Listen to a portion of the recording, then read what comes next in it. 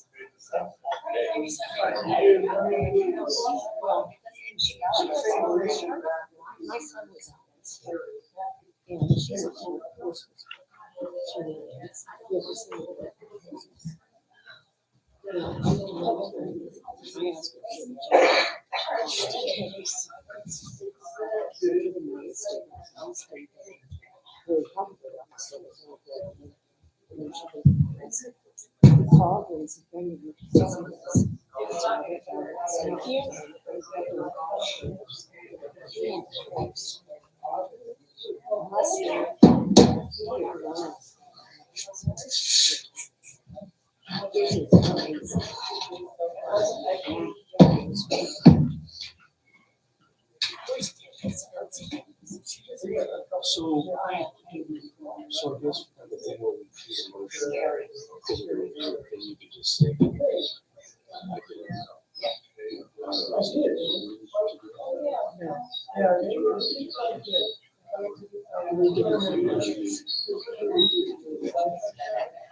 The review of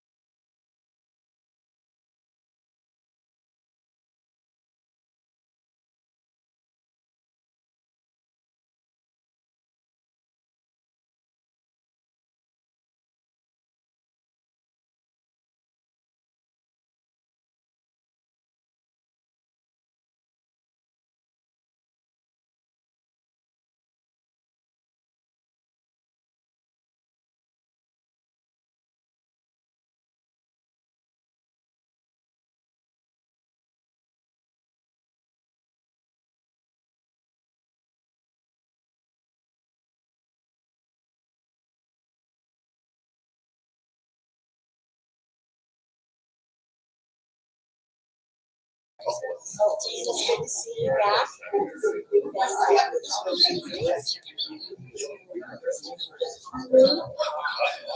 I thought it was a break. I said to you.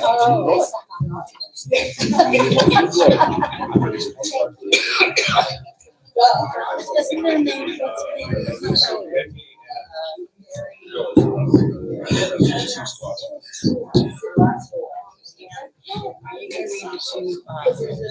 Yeah, I was gonna read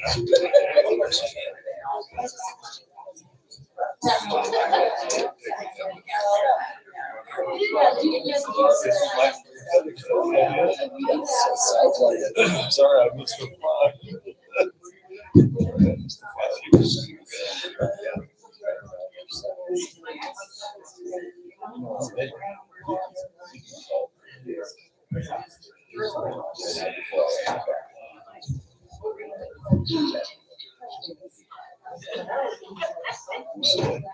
You just check on it. Oh, yeah. I'm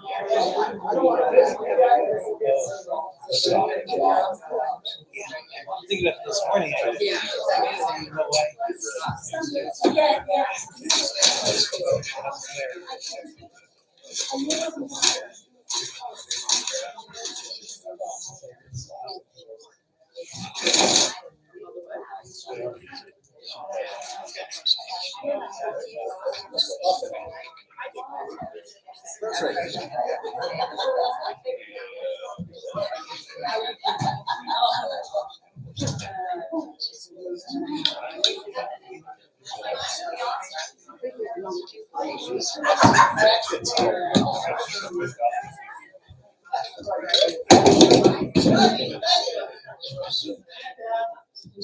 That's part of the show.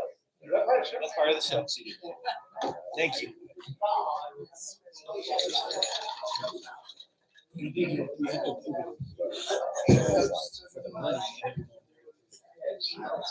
Yes.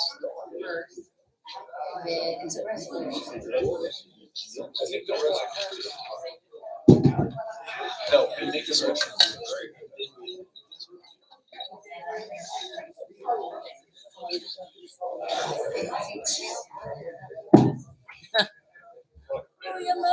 Okay.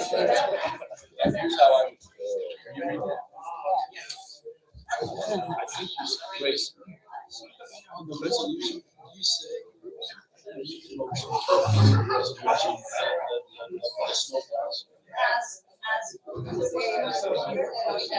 Let me see. Well, we amended after the motion. It just says resolution and then it says resolved. Yeah, it doesn't say. Oh, Are you doing it? okay. Because that's a resolution. I'm doing the two motions, so I don't do that. She has that, and I just have two motions. Okay. Okay, would you please rise for the Pledge of Allegiance?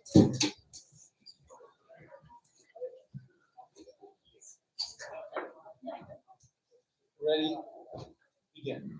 I pledge allegiance to the flag of the United States of America and to the republic for which it stands, one nation, under God, indivisible, with liberty and justice for all.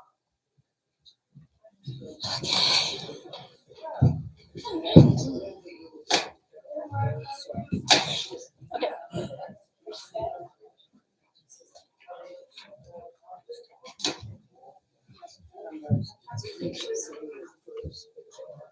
I'm just waiting for him to look at me.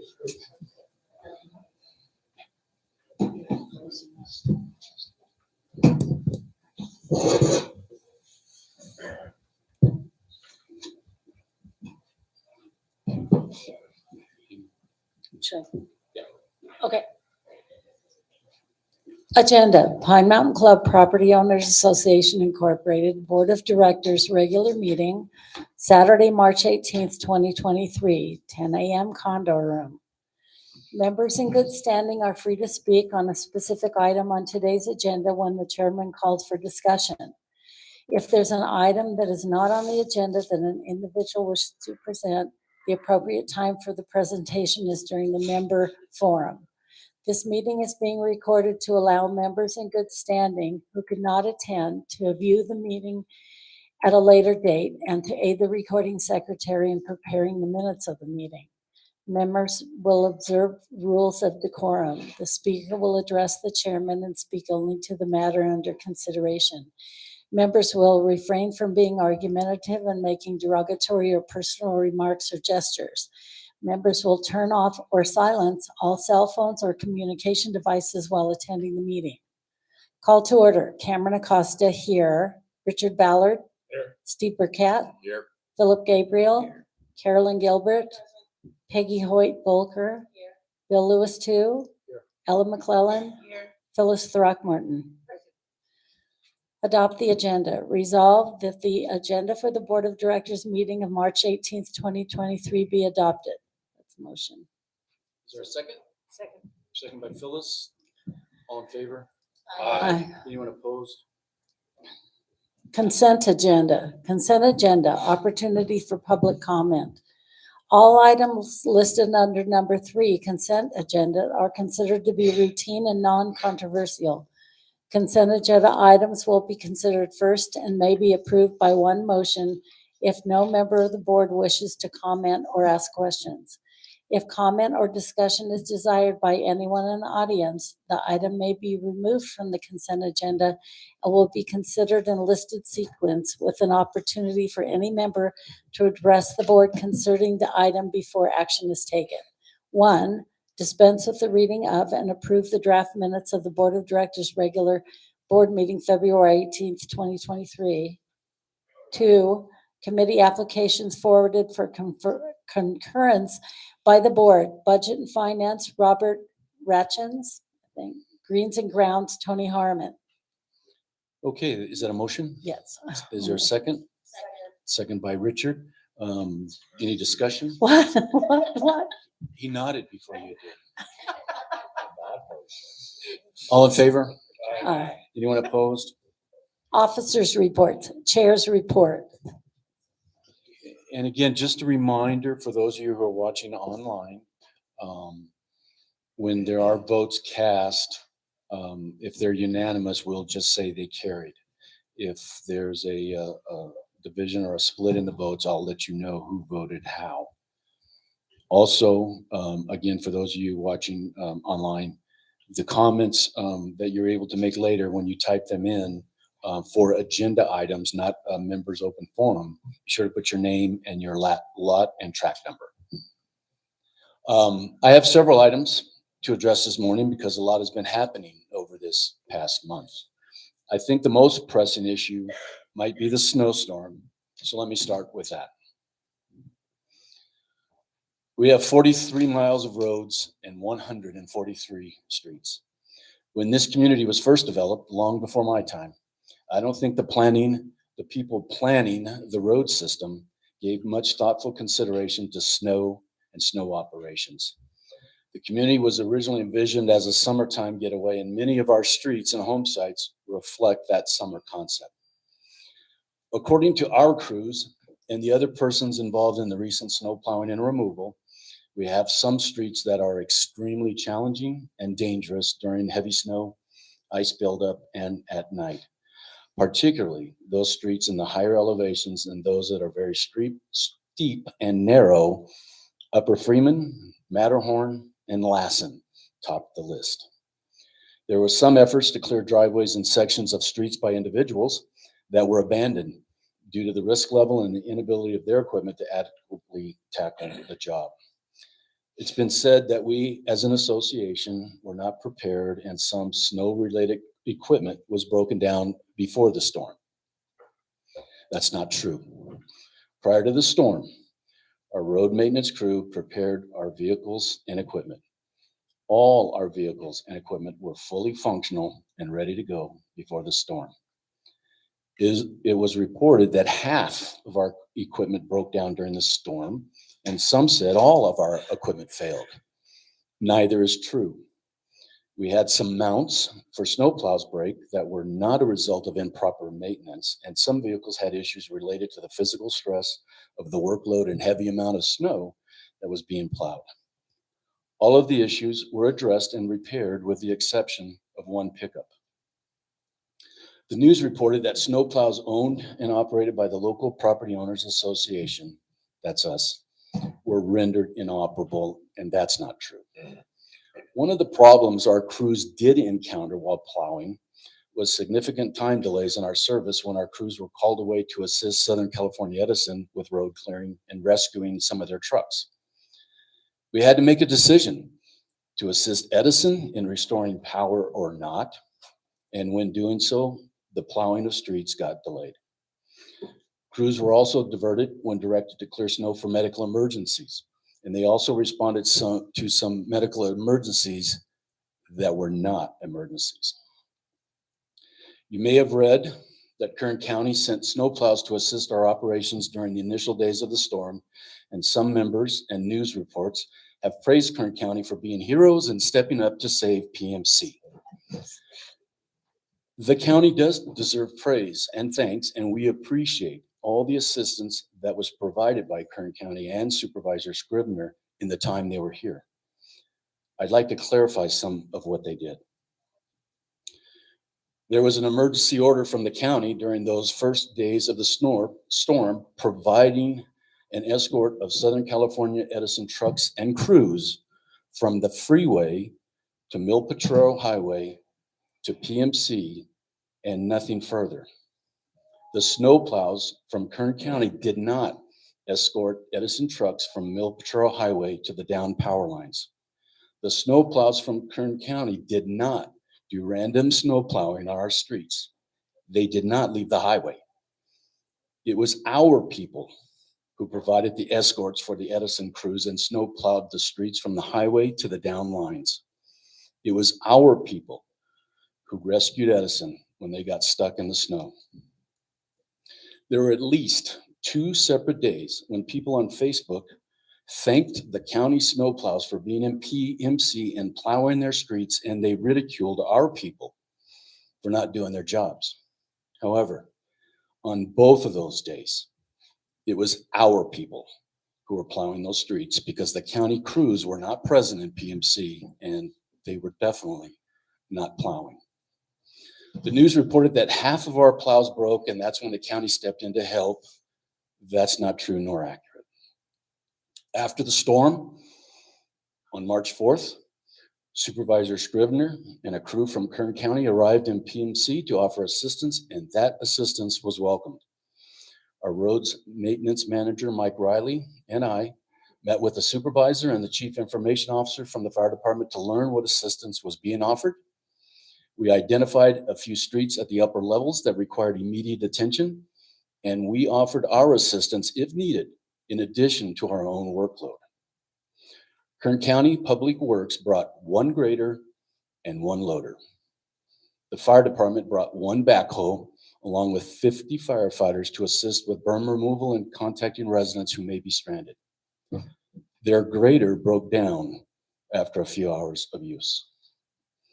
The news reported that the plowing of snow continued after March 4. Plowing did continue, but not by the county. The county crews all left after just 1 day of plowing. The news reported that county personnel set up a warming center here at the clubhouse. The warming center was set up and manned by us.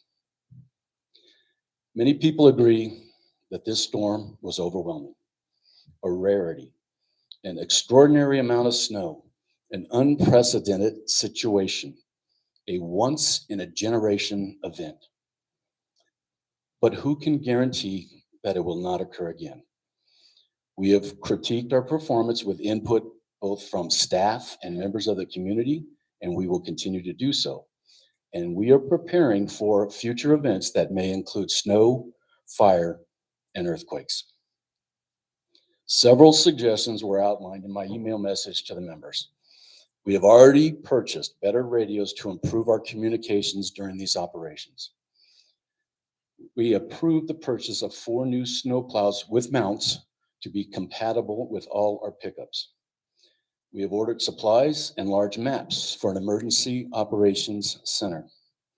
And a recommendation has been sent to the Emergency Preparedness Committee to assemble a support team of volunteers to physically assist during a response to emergencies.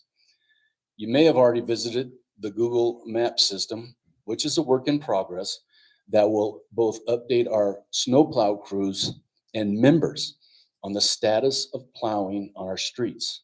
And we have already had 1,400 views since it went live. I've been working with the general manager to help manage this association for almost 4 years. Except for maybe 3 or 4 weeks during that time, we have been in constant communication every week, either in person or via phone calls, texts, and emails. Our discussions each week vary from once, which rarely occurs, to every day, and the issues range from minor to serious and just FYIs. She puts in long hours at the office and at home. She stepped up to help this association almost 2 years ago when she offered to stay as general manager for 2 extra years instead of retiring. A decision I'm sure she second guesses. Every day. During my first year on this board, I wrote the following in my evaluation comments submitted to the chairman in 2019. In considering all of the positives, I was disappointed to learn that Karen has canceled vacations and time off when association emergencies have risen. She definitely has placed the association ahead of her home and family, but it is good to know she has the support from her family to do so. I do not believe there is one person who cares more about this association and its members than Karen. Unfortunately, she has been victimized recently with criticisms regarding what I will call a bad soundbite, taken from an interview that lasted 20 minutes or so. Fortunately, most members and this board appreciate her contributions and dedication and do not believe for 1 second that she does not care about our members. After our last board meeting, when we introduced Todd Greisen, a few people decided to go searching online with the intent, it appears, to discredit our next general manager and the hiring process. We do not discuss personal issues in open session. However, Todd has asked me to read a response about the situation and accusations, and I'll read some of it. Quote, I deeply appreciate all the welcomes I've received since the board's announcement in February of my upcoming position as general manager. Thank you for all those online and in-person introductions. My welcome has also included some online criticism. I would like to address those to put those concerns to rest. I need to be able to accept your critical thinking of me, and I do. Critical thinking is something I've written about in my blogs and online commentary. It's these posts that have raised a few eyebrows here at PMC. For example, there was a post I made almost 5 years ago suggesting this very thing, to use critical thinking. It was linked to a video that was labeled with a group called QAnon. To be clear, I have no affiliation with that group. I felt the video supported my point to encourage us all to think critically of what we're being told. It's also been discovered and posted online that I've had financial difficulties in my past that resulted in some liens. The liens stemmed from a couple of business startups that failed many years ago when I started my career, before I started my career in association management. While those lien records still float around online, those liens were all closed, unquote. The board has discussed this personnel issue and consulted with legal counsel, and we see no reason at this time to terminate our agreement based on the information at hand. I believe I adequately accounted for my whereabouts and actions during the recent storm in my email message to the members on March 7. I didn't bring any photographic evidence today showing me at work within the community or at the clubhouse during the storm or afterwards, but in hindsight, I should have snapped a few selfies. I should have sent a message to members earlier to reassure members we were doing our jobs, but I honestly believed the information being shared by our general manager and roads maintenance manager was satisfactory at the time. For those of you who know me and trust me, you know I would not hide during a crisis and not be responsive to the needs of the association.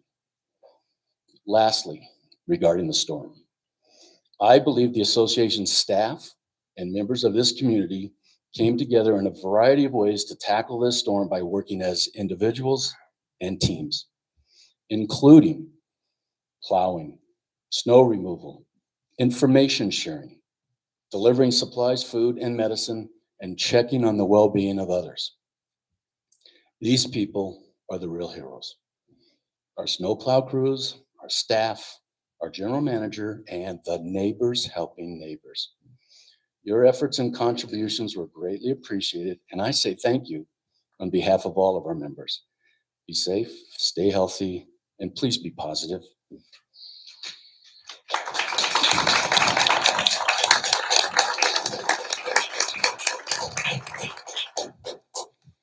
General Manager's report. Good morning, everyone. There's so much I want to say about the lies on Facebook, and I call them lies because they're not even mistruths, just plain out lies. But I'm not going to do so. Those who know the board, who know me, and know our staff, know those are lies. So for all the lies you put out there, we got many thank yous and emails from our members. So I want to thank the members who really know the truth. So thank you. I did a 30-minute interview with Bakersfield 29, and they edited most of the interview and put together about a 1.5-minute interview. There were some members upset by the interview, thinking I don't care about the members. Well, if you know me, that is not true. The interview was taken out of context. I have always said we have to be prepared and take care of ourselves. We are remote, and you need to be prepared for anything that comes our way. We're going to have more snow, rain. An earthquake is bound to happen anytime now, and we have to be prepared. The association is prepared, but are you? I've put my heart and soul into this job for 6 years, and I care very much about our community and our members. And I really care about all the bad things that have been said about my staff, who have worked very hard to exhaustion for these lies to be put out there. I'm sorry for those who don't know me, but you took that interview and made it seem like I didn't care, and that is completely wrong. Thank you.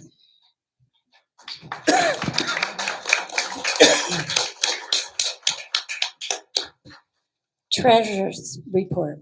Treasurer's report for February 2023. The revenue was worse than budget, $5,438. Payroll summary was $102,119 better than budget. Operating expenses are $218,753 better than budget. Total change in operating fund was $336,734. And in the operating cash balance, there is $1,715,805. The reserve fund cash balance is $4,153,383. I make a motion to ratify the review of the association's February, this says March. Sorry, I'm reading. February 2023 financials in accordance with Civil Code 5500 and 5501. Is there a second? Second by Richard. Discussion, all in favor? Aye. Anyone opposed? Motion carries. Committee reports. Acknowledge receipt of committee minutes records. Acknowledge receipt of committee approved committee minutes, Budget and Finance, February 2023. Communications, March 2023. Emergency Preparedness, November 2022 and January 2023. Environmental Control, March 2023, and Planning, February 2023. That's a motion. Mhm. Is our second by Steve. Discussion, all in favor? Anyone opposed? And then approve Environmental Control Committee project recommendations 2. And that's a motion. Mhm. A second by Second. Ellen. Discussion, all in favor? Aye. And then there's no cottage industry permits. The members' open forum. This 25-minute open forum is for members to present their comments. Each member is allotted 5 minutes and will be timed. Members wishing to be recognized should step to the microphone, address the board chair, and state name, tract, and lot number. The board may extend the time limit for this forum to allow additional members to speak or grant additional time to a speaker when appropriate.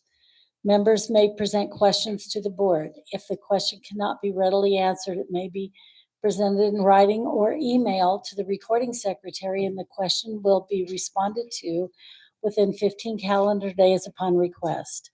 In addition to the question, the member's name, tract, and lot number, the telephone and or email contact information must be included. Members may not yield time to other speakers. For the consideration of other speakers and the 25-minute time limit, members are requested to speak to the board only once during members' open forum. Members will refrain from being argumentative and making derogatory or personal remarks or gestures.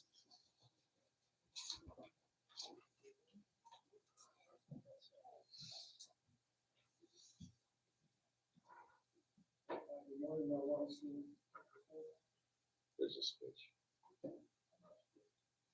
I think it's on top, like, yeah, right where your finger is. Hi, Mel Weinstein, 3567190. There's a couple of areas I'd like to bring up today, and some of it already has been covered by Karen and by Bill. I've been living at Pine Mountain Club now. It'll be 19 years next month. And there's an expression that every now and then shows up in a movie when there's a couple that's not getting along. And then one says to the other one, "You're going to miss me when I'm gone."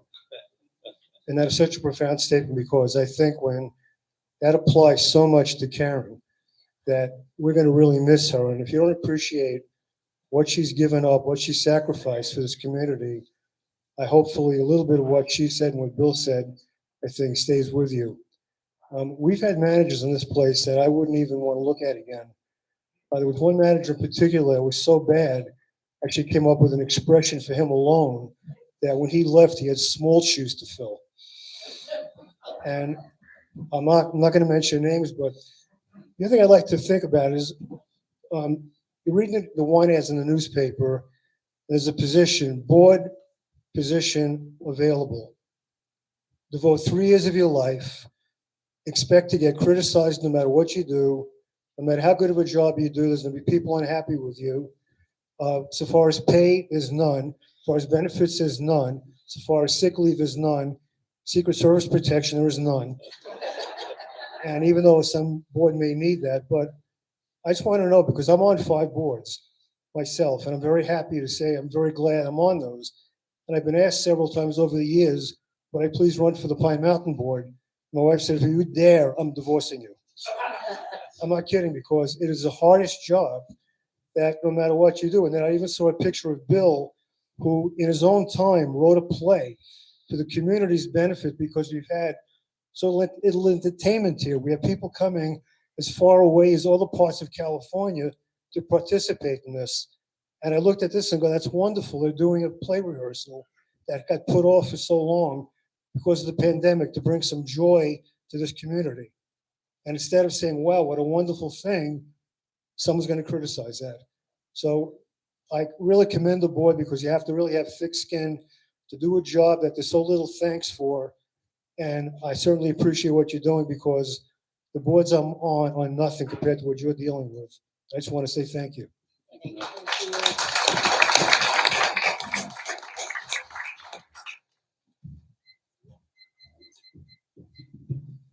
Good morning, Brad Hudson, 350-8275. And full disclosure, I am running for a seat on the board of directors.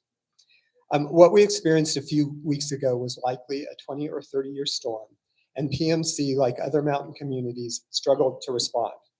And while the cost of always being prepared for any possible quarter-century event would not be fiscally sound, more effort likely could have been made to do things like secure rental equipment and the potential for additional county and other resources. I'm glad to hear that a thorough after-action review is underway, and the lessons learned will help with a more adequate response to this and other events in the future. That said, there's no excuse for the lack of communications by the association during the event, and I think this is a recurring theme with this and other issues. I hope that the fallout from this and quite frankly several other events will encourage improvements in the area of member communication and engagement. We're all neighbors up here and most of us are friends. That includes the members of the board, the staff, and the general manager. We all care about this community deeply, and I hope that we can work together respectfully and achieve better outcomes in the future. Thank you.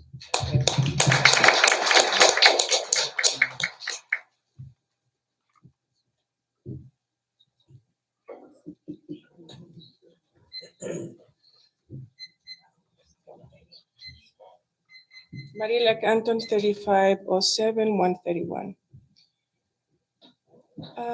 I see so many discrepancy of what you said happened and what my eyes saw.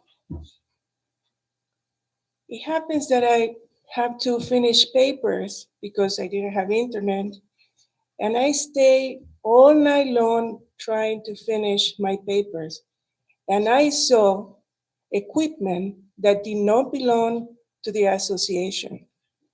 Humongous equipment that has to come from somewhere. My guess it was Kern County. So there is so many discrepancies of what you said and what people up in the elevations suffer. And we cannot unsee what we saw with our own eyes. It doesn't matter how many words you put into it. That is in the memory of this community. And you guys fell short. You were unprepared. And many communities were unprepared. And it is acceptable being unprepared sometimes. But when that happened, something has to come up as a solution. And the solution came from the neighborhood. It came from the neighbors, helping each other, renting equipment. Why the association didn't rent equipment?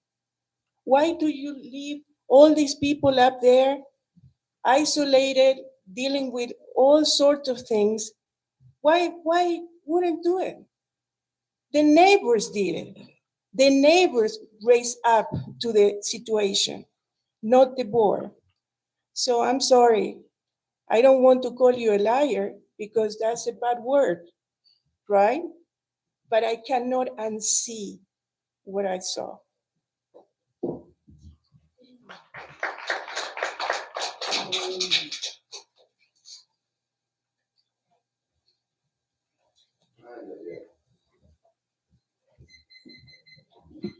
Morning. My name is Luis Montilla, 35661-31.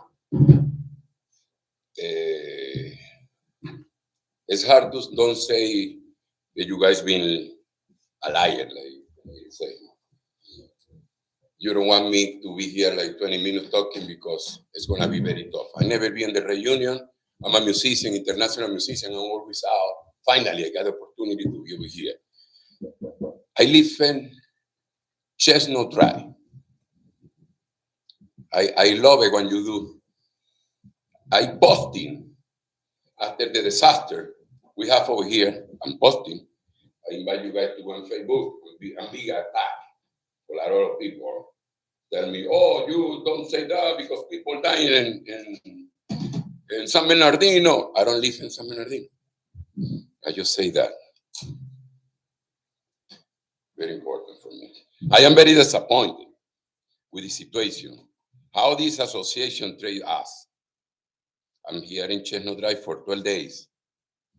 12 days with a 7-year-old.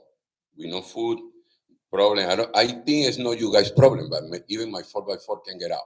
There's noise over here. I got a picture. I can show the picture to you guys. I know you name 3 streets, but you forget to say Chestnut Drive. I say my money don't got any value over here because if September 1st I don't pay, you guys put a link in my house. Link, ping. That's gonna happen. I know that. So a lot of people attack me because Luis, you are a well-known musician, the white violin. My nickname is the white violin. Everybody knows I play in the bakery every Saturday. You know me. You see me there. A lot of people over here. I'm very disappointed. Very disappointed because we not prepared. I believe in Jesus. I'm a Christian guy. If faith, I base my life in faith. Faith, you guys. I respect you guys because you guys working for us. It's good. I respect that. But everything you put on the paper has to be like faith by action. Faith without action is not faith. It's trash. When I call with my big problem, no food, no electricity, nothing. I call people from church, they help me, they bring me food, and then I call my association because we pay. This is HOA. So they told me, "No, Luis, I'm sorry. We got only 6 people working in this." You tell me yes or no. It's only 6 people supposed working to clean the street. And then the guy told me only 3 because we got 3 with fever. And what you guys can hire $20 guys like I did to clean my street? Can you guys do that?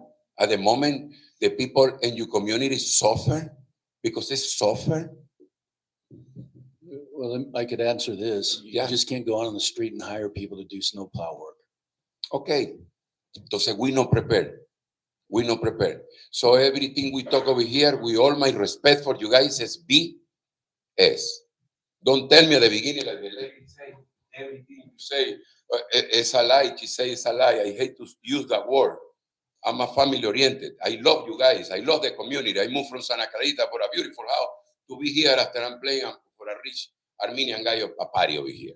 I love the community. I want to fight for the community. I'll never be here, but from now on, I'm going to be here because I want you guys need help to options. I think we can bring options to us.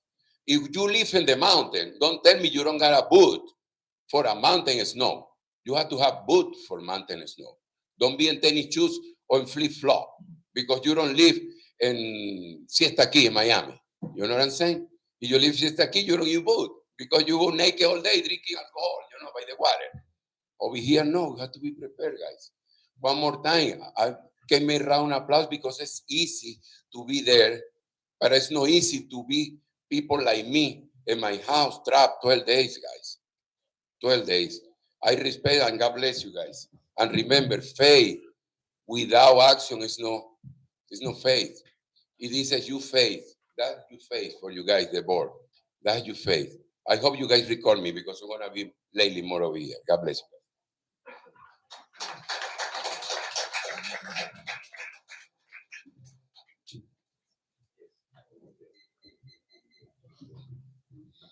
Good morning, everyone. Jennifer Emmett, 3566565. I have a lot of mixed feelings over what happened, and I think a lot of us do. Some things went right, but a lot went wrong.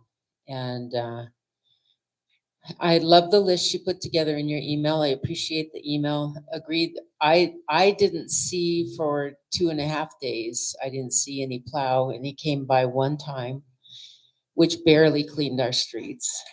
And we couldn't get out until enough cars that could get out were able to go past our street. And my street's one of the ones that usually gets plowed first, so I was very surprised that it took 1.5 days for even one plow to come by. And it was it was Joey, so I know it was one of ours. I knew who it was. And yeah, I was disappointed too. So what I want to bring to light with the email that you sent us, there were 9 points, and I would just like to know the 9 points that I have identified here, the action plan, when you plan to get them done, and how do we know they're done? So if you could put that together and explain that maybe in a future communication, that would be wonderful. Thank you. And again, thank you for all your help, and Karen, we will miss you.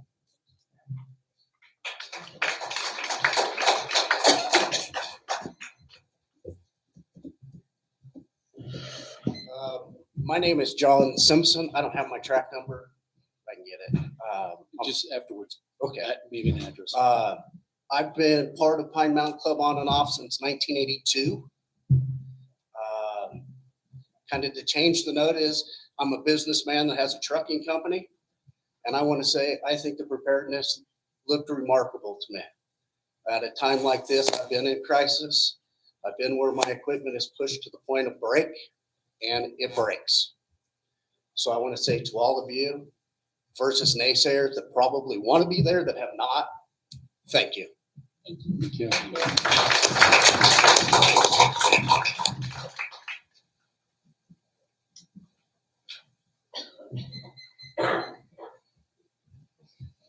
Hi, how you doing? Ross Canton, 350-7131. I just wanted to comment personal experiences.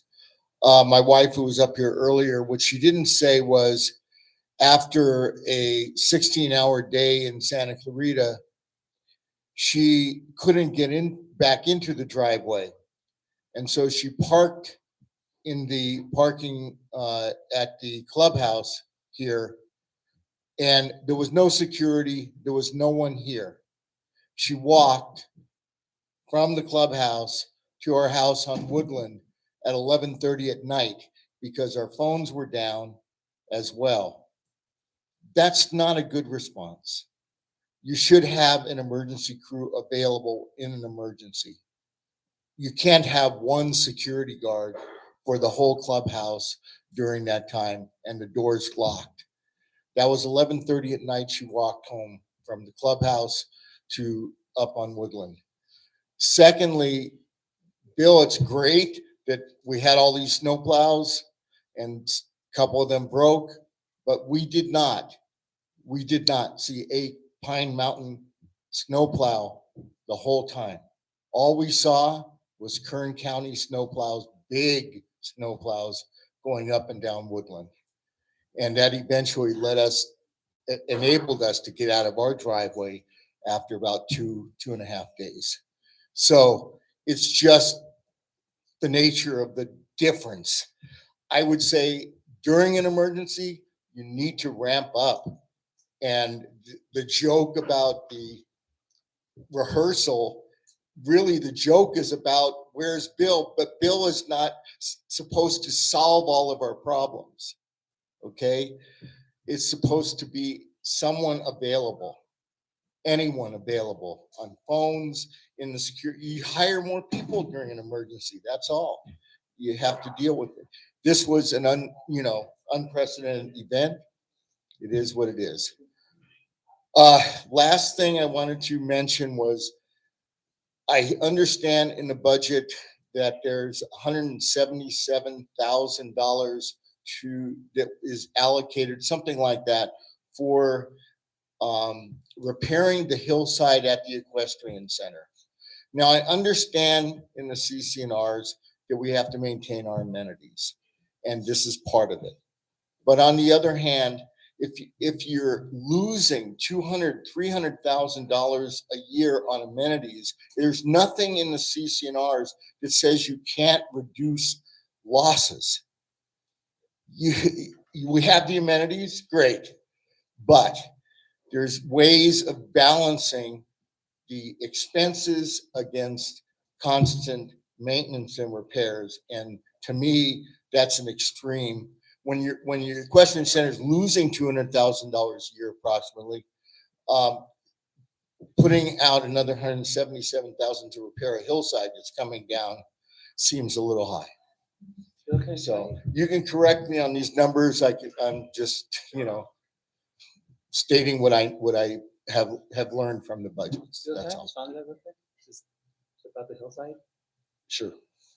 For the hillside, I don't know if you noticed the rocks up there, but if those rocks come down, they will close the road to the transfer site. And there could be people who are walking in homes below that could get destroyed. We have to get that clear. We have to get that leveled. We have to So it's get rid of the Philip, damage. it's beyond the equestrian center. It's beyond, it's not just the equestrian center. It's a matter of safety of our members who may be walking on the street or in houses below, cars below. It's not just about the equestrian center. It should be clear then, because that was the impression I got. I said the same thing the last meeting, that it was about the safety of the cars who drive on that road and people maybe walking that road. It's not just about the equestrian center. Okay. And let me just say that this, Ross, regarding the number 177, that was a not to exceed amount based on a previous bid. There was another bid that was submitted, but like Philip said, it still comes out of our pockets. But really, the hillside erosion, and I went out there and I walked it. That's more of a concern than the equestrian aspect of it.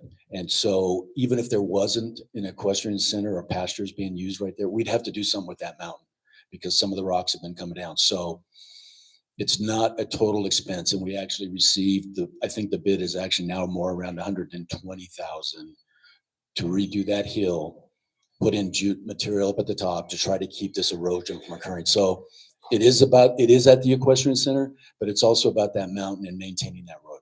So thank you for that. Yeah, thank you for the clarification, Bill. I think for me, when I'm reading a budget, I don't know any of that. I don't have a narrative to explain, why we're spending that much money. So great, Philip, thank you. And Bill, thank you. But if there's a way that you can put the budget items like that in, so you have a better narrative, it would be helpful. Absolutely. Okay, thank you, guys. Thank you, guys.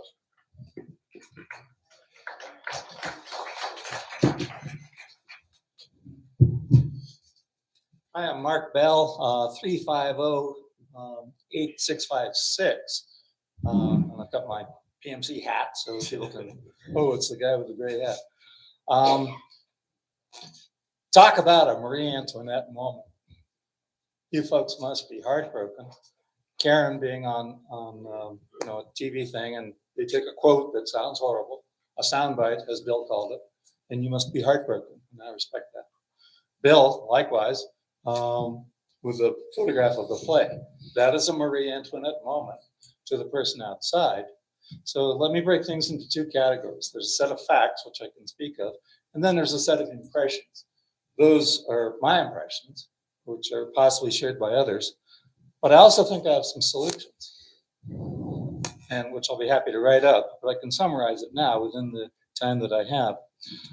So I consider those sound bites to be major stumbles and causing you pain, but causing me pain as well. Partly because of the horror of it, and partly because of then having empathy for the situation that you find yourselves in because of these things, possibly being misquoted or possibly being bad judgment. Okay.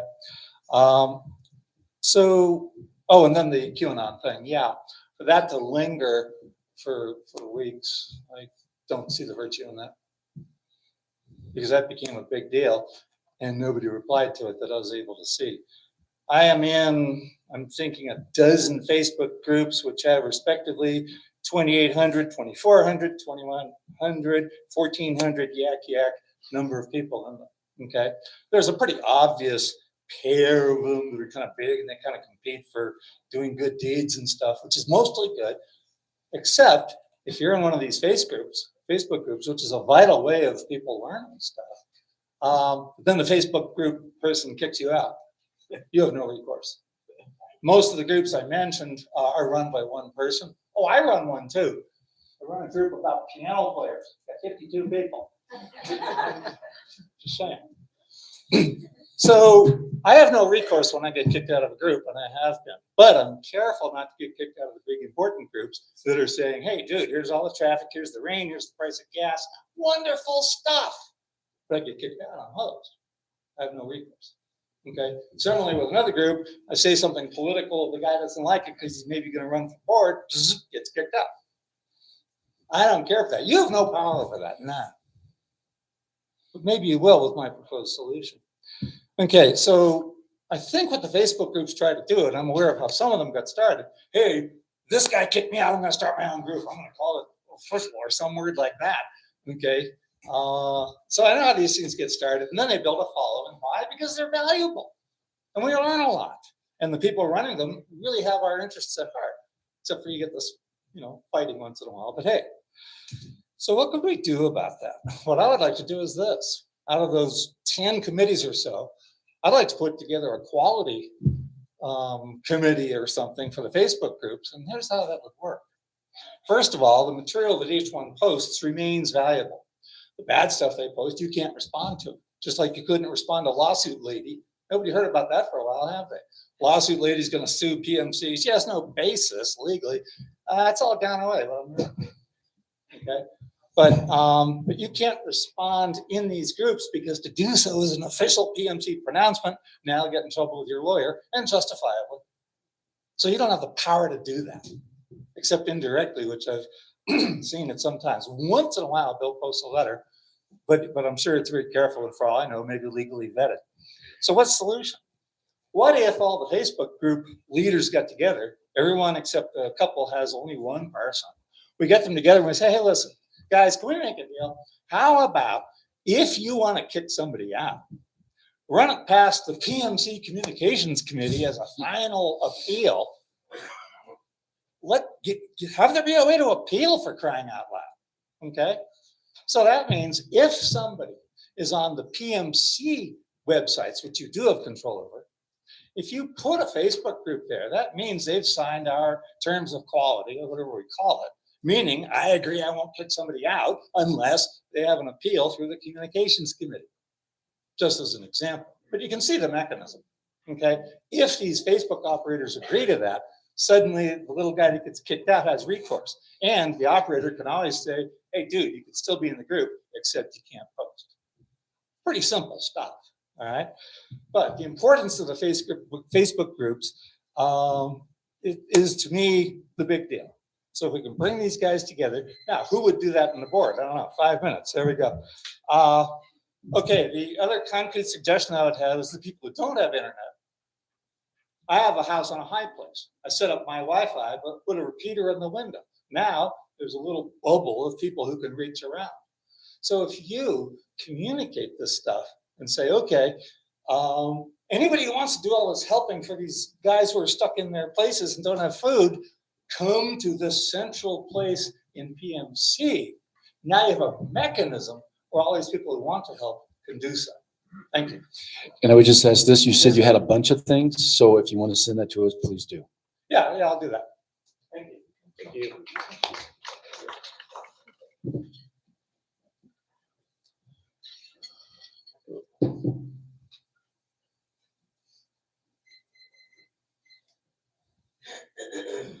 Hi, Arlen Howells, track 3567, lot 319.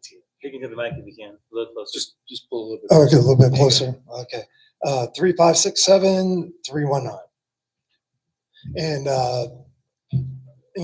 regarding the snow, my wife and I have lived in an area where there's a whole lot more snow. And this was an adequate response. I mean, it was a whole lot of snow in a short period of time. And it was wet snow. And then it froze. And that's the main thing that broke the equipment. All right. So, it was a good response. It's just, it was Mother Nature's worst scenario. Okay. And so enough on that is basically, there's a lot of misinformation. And I want to bring up an old but important topic is the mailboxes on Trio were broken into back in November. And I went to the Fraser Park and PMC put out an email. And that's the only way I knew about it. And then I went over, checked the mailbox. Oh, it looked good. So then I went down to the Fraser Park mailbox, post office. And then the post office lady said, well, yeah, I personally replaced all the locks. Just one second. Hold on one second. Yeah. Thank you. All right, I'm sorry. Okay, and so then I went over there and there was a hand scrawled note that said all the front facing boxes on that were broken into. It was just a scrawled note. Well, then just a month ago, I actually talked to the postal guy, and he confirmed every single one of those mailboxes on the front side. So that's like 150, 200 boxes. And I talked to various neighbors. There's some who just still do not know that they were broken into. So we're 3 months, 4 months away from that, and there are victims that don't know that they were stolen from, or nobody, so there's misinformation by the post office, post office. So what are they trying to do? They're trying to limit reaction. So this is not really a Pine Mountain Club, other than it affects the residents of Pine Mountain Club. And we need to have how can, I would say 50% of those people that have mailboxes don't know that they were robbed. And so how do you correct for that? So that's all. Thank you. All right, good question. We'll look into it.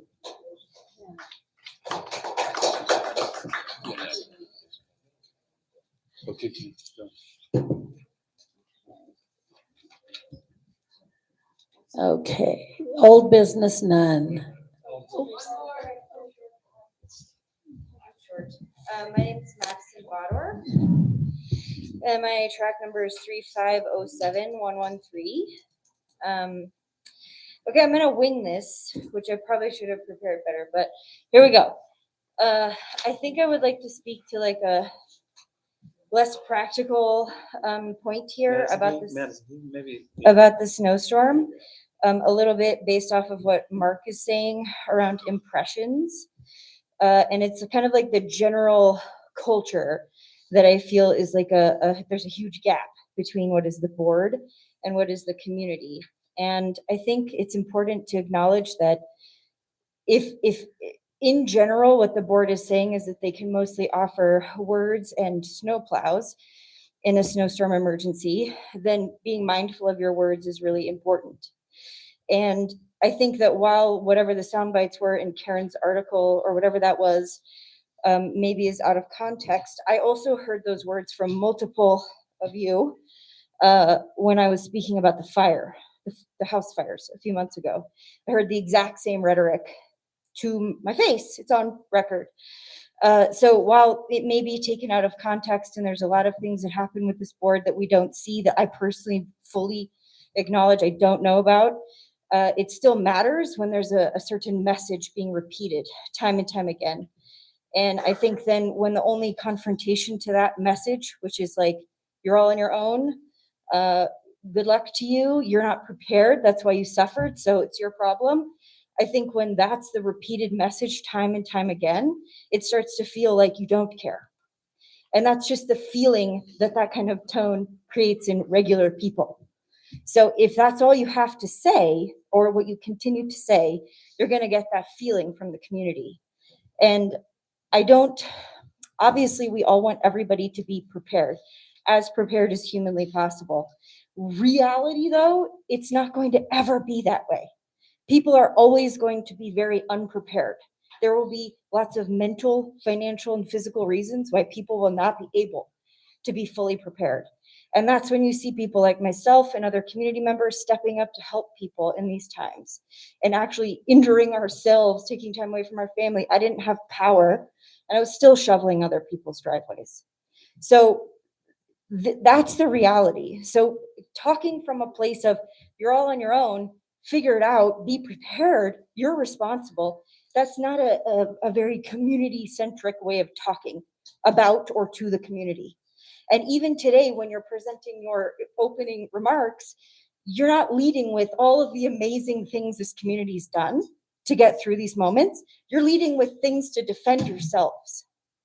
And if that's what you want the vibe to be, that you're always in defense of yourselves, everybody's on their own, nobody's gonna like you. I'm so sorry to tell you that, but that's the vibe. And I've heard it firsthand. I've come here with my concerns as a very prepared person. And you've still given me that vibe, even though I am a prepared person who's come to you with concerns about people who are less prepared. And I think that just needs to be understood. If you want this board to feel like part of this community, how you talk about it, the community, how you talk to the community matters. And it's very upsetting to be talked to that way, or to be out shoveling things and see the sound bite, which again, I've heard firsthand from your mouths to me when I've shared my concerns about the fires, which I'd also like an update on.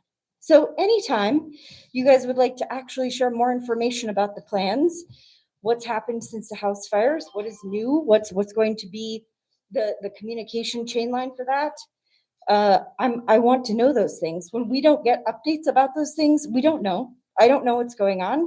I think the meeting I was at about the fires was really upsetting to me, like how I was spoken to and treated in that meeting was very demoralizing for me. And I didn't come back to a meeting after that. But here I am again, because I do love this community and I've showed up for it and I will continue to do that. But that vibe, that way of communicating, is not serving you. It's just not. And I don't really know. I know there's a lot of other important things to talk about here, but that's kind of the first piece. If we're in an emergency and I feel like you're talking down to me as a prepared citizen helping other people, I'm shutting you out. I don't think you're appropriate leadership if that's how you're going to speak to the community in that moment. So I think that's all I have to say, but it feels important. Bill, I kind of feel I want to say something to the community. Is that in response to some of the things that have been said? Is that, I mean, after she speaks, is this something I can say? Okay, go ahead and finish now. Natalie Zadikyan, 3508395. Speak into the mic. Natalie Zadikyan, 3508395. Anyway, so I want to finish what I was talking about last time at the previous meeting a week ago. So first of all, I want to say that people are not idiots. So that's what I heard actually from one of you. And actually, I don't know if you discuss people like that, but I'm very grateful to the person who was talking before me.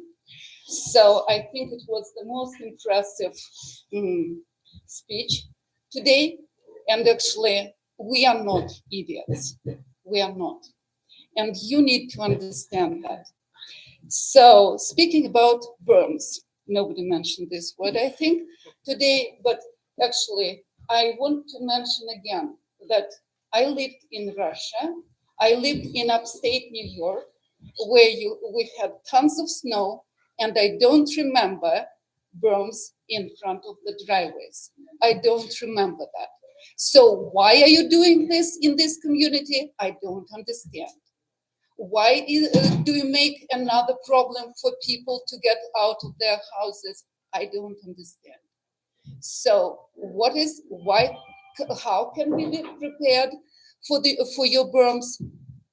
I can't be prepared.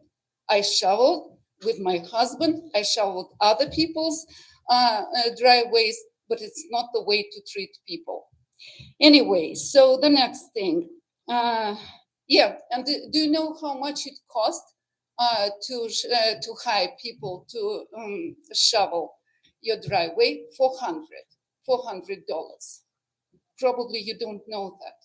Okay, just for you to know. Okay, the next thing, 43 miles of the community, you said, of the roads. Todd Grissom, who is coming from a tiny place, who doesn't, as I understand, I learned everything about him. There is tons of information about him online. So his wife is making money for the family. So he is the person who is selling cups, pens, something like that. Yeah. So you should have known that before you appointed him as our manager. So he is all these letters. He doesn't have any education, right? You know that. So the letters that stand after his name, yeah, I can prove it to you. I have all the information about our future general manager. So the letters that stand after his name, do you know what they mean? Yeah, software management, something, which will take you half a day or a day to finish. So there are three groups of letters. They mean nothing, believe me. So, yeah, he's a Boy Scouts leader and he's Christian something. So I don't care about this, you know. A person who is going to be our general manager should do a good job. So yeah, I listened to some. Thanks to Karen. Well, I'm very much concerned about these people who said that. Anyway, doesn't matter. So recycling, I am mentioning recycling again. So in 15 days, you said that you will give me the response. So 1 week has passed. Then, yeah, and that guy, actually, he was in a tiny place, HOA leader, what manager. So it is a low income area, a tiny place with a swimming pool. There is nothing out. There are 84 buildings. All of them are condominiums. And how is he going to handle our community, which has 43 miles of roads? I'm very much interested in that. Okay, did I spend all 5 minutes? I think so. Thank you. Bye.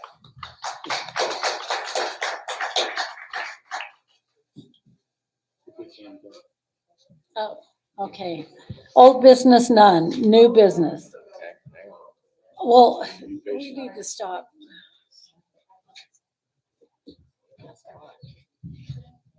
Good morning. It has been 23 days. Oh, sorry. Let me get my notes open better. Vicky Kraft, lot number 3566211. I think a few thousand people learned where I live during the snowstorm.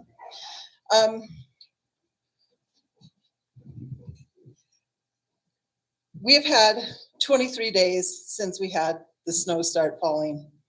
Name 3 companies you can rent emergency equipment from. This morning, I reached out to one resident and I said, and this is somebody who probably doesn't usually do this for me. I said, I'd like you to go online right now, call some companies and see how much it would, what kind of equipment we can get, and could it be rented for Monday? Why did I ask that? Because we've got a potential 12 inches of snow falling on Tuesday. She found the information in less than 10 minutes. And before I go further, I want to point out that Madison is not the Madison that's my daughter. My daughter lives in Santa Clarita. She could not get to my house to plow out my snow, my 5.5 feet of snow in front of my house. And I do have a hernia, so thankfully she came to my house. I call her my adoptive Madison daughter. And she actually shoveled out my house, or shoveled me out so I could help residents. We have had time to already have emergency meetings to put together people that are on the board or in the community to start addressing some of these issues, like where can we rent equipment from? You've had time to organize play rehearsal, but no emergency meeting of the board of directors and general manager in the last 23 days to work out these emergency plans so we could pass them out to our audience members today. In the Condor newsletter, Karen said in January, we have brochures in the clubhouse with information on what to do in a disaster. It is time to prepare. And I very want people to be prepared. Have a to-go bag ready for each family member and pets. Well, you know what? I had my to-go bag ready to go, and I couldn't get out of my yard because I had 3 feet of snow on Woodland Drive.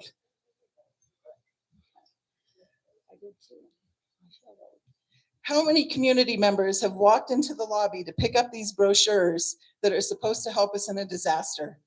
Is there a flyer in the lobby that tells us, here's what you do when you have 3 feet of snow on Woodland Drive and you cannot get out because we have not plowed the roads?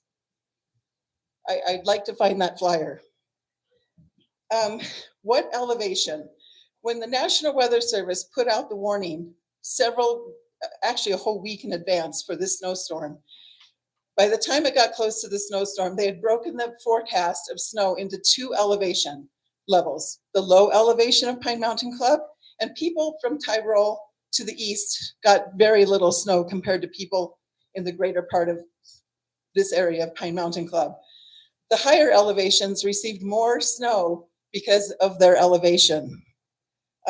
So when you looked at the 2 different forecasts, the first thing you should have said is, oh my gosh, can our little, we call them in Montana, mall plows handle this amount of snow? Because the snow forecast, I'll tell you, was pretty accurate.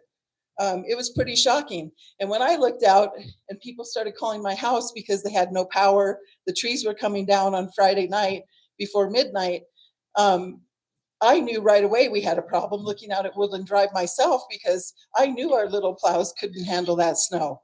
So why did we go for weeks with no rental equipment rented by our clubhouse? That's like a no-brainer. Chris Dietz rented equipment. Zach and Steve Butler went and got equipment from Bakersfield. It's like the people at the lower elevation had no idea how bad it was up high. I don't understand why one particular house went 16 days without their street being plowed. And I know this because I have digitally taken photos with a timestamp. 16 days with the street not being plowed. Even our CERT team were ready, and if they had been activated, they couldn't get out of their houses either.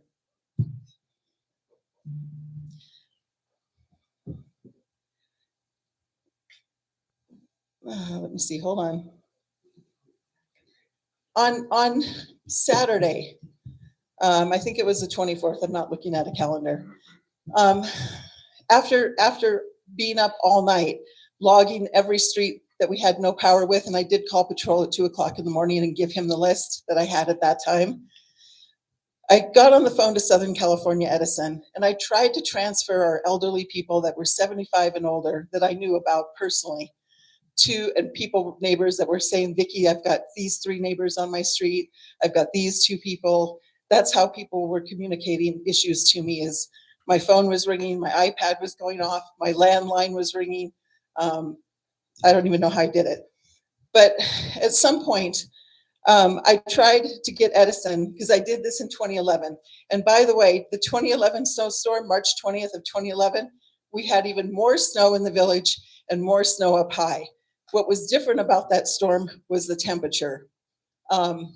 We had a colder temperature with this storm. As you know, that Saturday going into this, we were going to have an 18-degree forecasted low, and it ended up being colder than 18 degrees. Edison in 2023, unfortunately, could not transfer people to the grid that did have power. I was aware of which grids had power and which grids were completely down.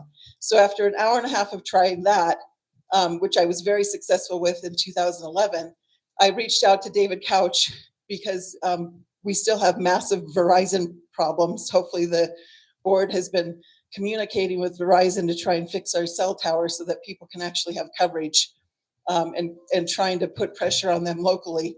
I don't know if we need to make our own government now to actually try and take care of some of these issues, or if you guys are actually doing it, but somebody needs to get on Verizon, which is a whole nother topic.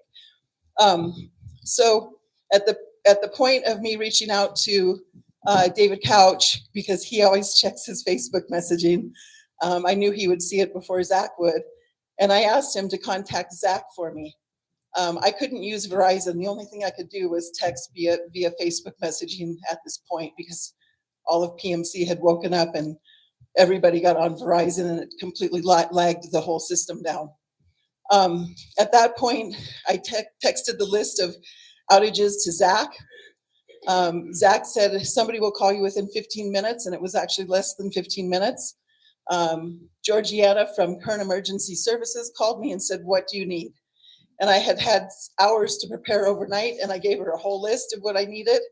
I talked to her about the whole issue of would we come up Hudson Ranch Road or would we come up the 5 freeway? At the time, the 5 freeway was closed. Hudson Ranch Road had snow down to Kuyama and snow on Grocer Grade. So either way we did it, we had to have emergency plows. Caltrans and CHP agreed to escort the Southern California Edison trucks up to the Fraser Mountain Park Road. At that point, Caltrans handed the plowing over to Kern County Plows, which they brought additional plows here. I have people that provide traffic information to me, both at the corner of the Interstate 5 in Lebec and also in Lake of the Woods. They were able to tell me when the convoy was passing their house. They were able to tell me the status of Fraser Mountain Park Road, Cuddy Valley Road, as the team was moving up here. I'm going to agree to disagree with you that the county plows did plow to the main areas where the power had gone down, where I asked them to get to first. I've been talking to Zach all morning. We're still in communication because there's a lot of things that we're asking and discussing still. So at that point, Georgiana, thank God she called me and set all this into motion. And Zach communicated on my group, posting updates because he knew I couldn't get onto the main part of my group. And I asked him through text if he could do that, and he did. He started posting himself on a Saturday morning. I cannot emphasize, and I will continue to thank how much they did for us that morning. It was absolutely needed. And I'm eternally grateful that we got the Southern California Edison trucks in here and that they have provided a Caltrans plow, a CHP person, and all the additional Kern County road staff to get the Southern California Edison trucks here. They also brought in Kern County Search and Rescue, who brought in over the snow vehicles. The night before they came here, so the following Saturday, so they came here to get us the Edison trucks. I was in communication with the county fire people, Zach, all week long, asking for other help, other things that they helped us with. On Friday night, Zach contacted me and said, we're bringing the fire department in. The fire department then contacted me Friday night, and we went over a whole list of all the streets that still hadn't been plowed that I was aware of. You know, there's obviously some I didn't find out about until 16 days later, or until they were at the 16-day mark. But so here, so unknown to me, I didn't know that Zach was coming up here. I had talked to the fire department the night before, went over all the streets, went over seniors that I knew needed help getting out for sure. This was updated to the minute information as opposed to whatever the ADA list is that exists that is outdated, that I was told by CERT people hadn't been updated for weeks or months, possibly even a year. So I never had that list. I was accused of having that list. I didn't ever ask for the list or take the list because I was told that it was outdated. To me, it's important to get information. Again, we're at 23 days past the emergency. Who has seen an email sent to our members that says, hey, are you in need of having your berm plowed? Please contact the clubhouse immediately so we can update our information, our ADA list. This is something that should have been done 2 weeks ago. I don't understand all the hesitancy of just simple emails that can be sent out to get these things started. So this Saturday morning that the firemen came in, I'm downstairs. I happened to come here. Me and Jennifer tried to go to base camp, but we couldn't get through the berm there to eat. So we ended up coming to the clubhouse, and I'm busting through the lobby super fast because otherwise I know I'm going to get stopped, and I'm in a hurry. And because I had the FedEx thing that day where I had the FedEx trucks come, set that up with FedEx so that they could distribute the packages. So I go so I'm going through the lobby and I hear Vicky, and here stands Zach. He drove all the way from Tehachapi to come into our community and help us. And the first thing he says to me, he says, Vicky, how come nobody's here? And I said, well, they weren't here last Saturday when the emergency was happening. Why would they be here today? And they weren't. Bill actually got called from the office or from the clubhouse to come to the clubhouse that morning.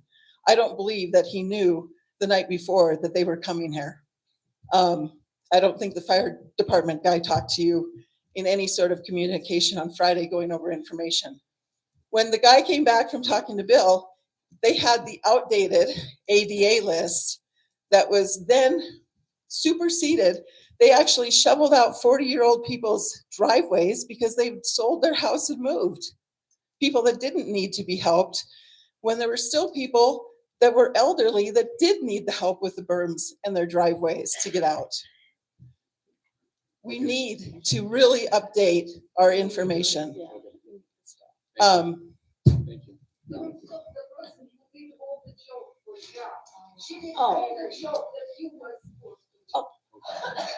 Where in the budget is there a line item for rescue and emergency services? Anybody can answer that for me? We have emergency preparedness. Yeah, we have emergency. Do we not have one? Can we add one? There's not a line item. No. Okay, can we add one? Can we consider that? Whoever works on the budget board, that would be great. No,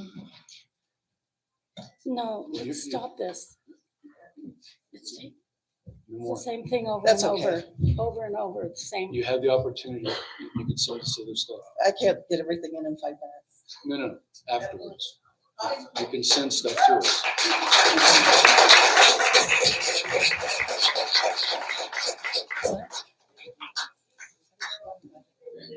Okay. New business. Maybe we have one. No. Bill, just follow up on that. No. Just real quick. No, You already spoke once. no, this is a board meeting. I This just is wanted to not a follow. member meeting. Thank you, Cam. Thank you for being so receptive. Russ. I appreciate that. I've been receptive. Okay, no, I'll sit down. I just wanted to ask a question on the ADA issue. Okay?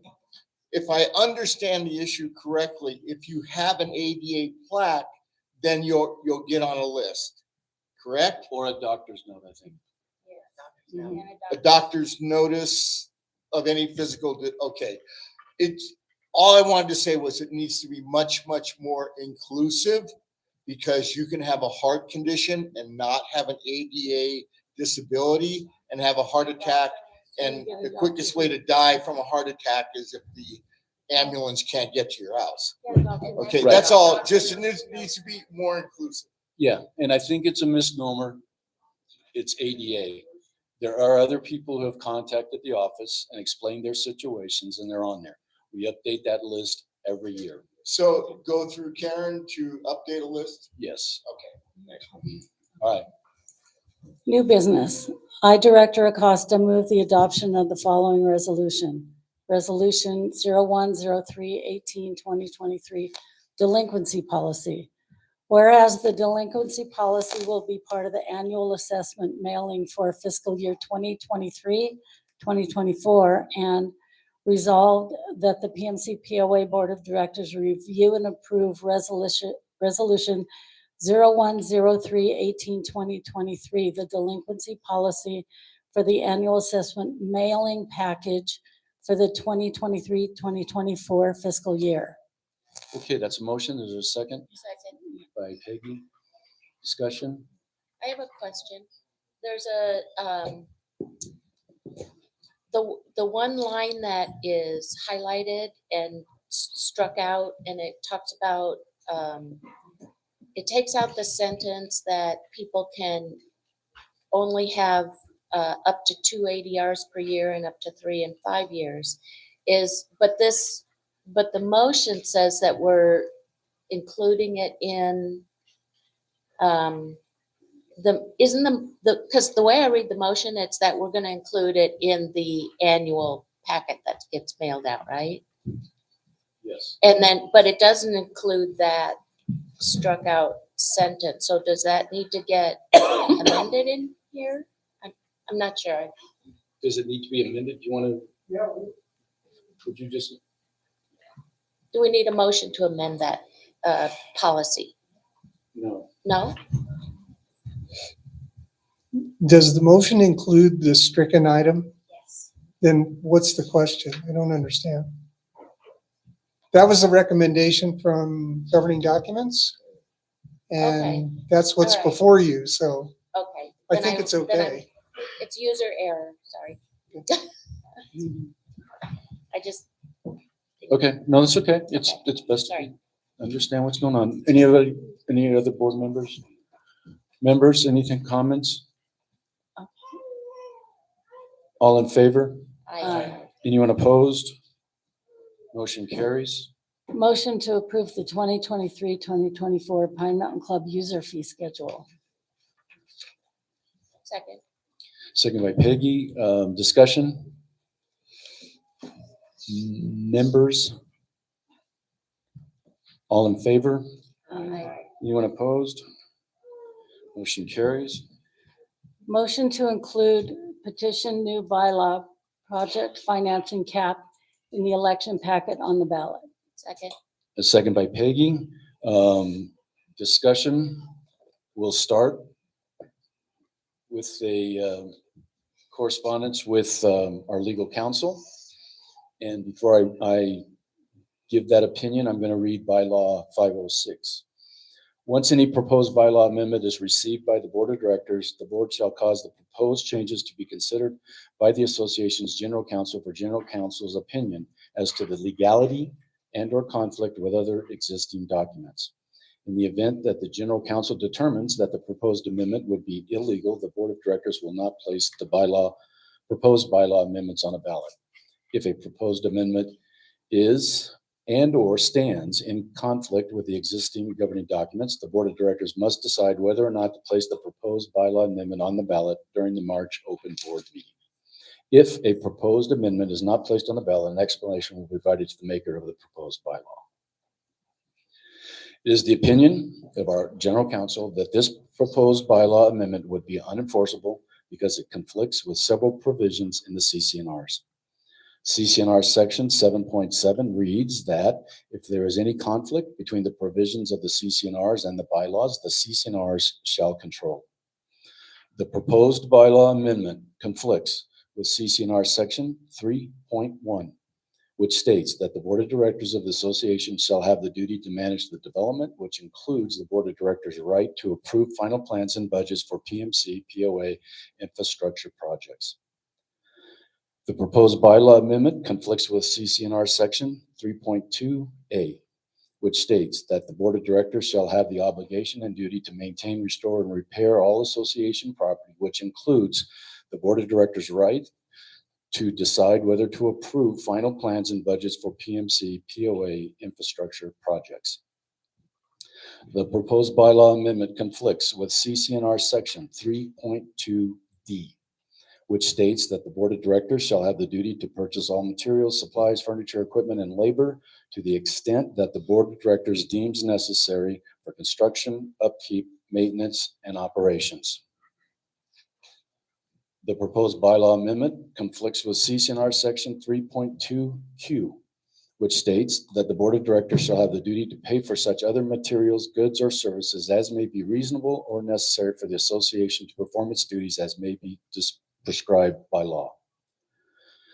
Under Civil Code section 4775, the board of directors has the duty to approve purchasing materials, goods, and services to repair, replace, and maintain the common area, which includes the board of directors' rights to approve final plans and budgets for common area infrastructure repair, replacement, and maintenance projects.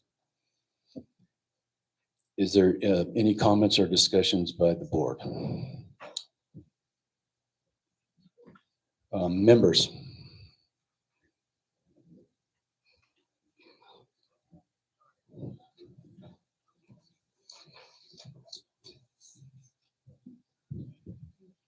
3507, 131.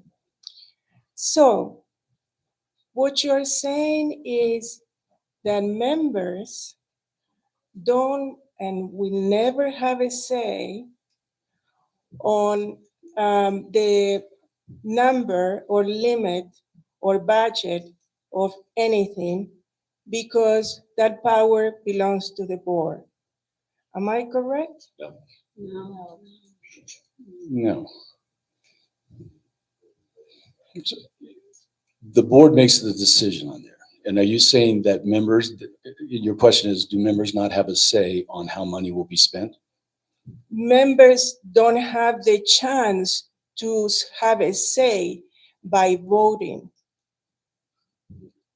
Members do not have a chance to say with a vote. I would say yes, that's correct. Members have an opportunity to say anything about what's going on. That's why we have open meetings and have these processes so that members have that opportunity for input. So you are denying the special meeting of the members that 5% of the members can petition the board for that special meeting on a particular issue. That's not what we're addressing here right now. We're addressing a proposed bylaw amendment that was submitted by petition. So let me go through the logic here. If tomorrow you decide to go for a 30 million, 40 million project because it's your belief that it has to be XYZ standards, and it is your architects and your task force decides that it has to be this way and the other way and whatever. And these people, your 5 of you decide to do that and imposing the community going for a loan, you are in your right, correct? Technically, we would be within our right to do so. Okay. So the members don't have any power. That's what you're saying. Well, the members do vote for the directors. They do vote, for what you see here, and the input ability. Your hypothetical about us approving this tomorrow for $30 or $40 million, that would not be reasonable. And that's why we have our town halls, our meetings, and the opportunities for people to give input. We just don't randomly show up here one day and decide to spend that kind of money. Well, let me remind you about the 10.5 million survey plus 7%. So that was a number that you put under us to say how we are planning to pay. That was the survey that you just put not long ago. Correct. It was a survey. It was a means for the board to find out how people felt with that number, which probably has significantly decreased with the recent modifications to the plans. But we picked that number, and on that day that the survey went out, the interest rate was 7.5%. So that's the information we share.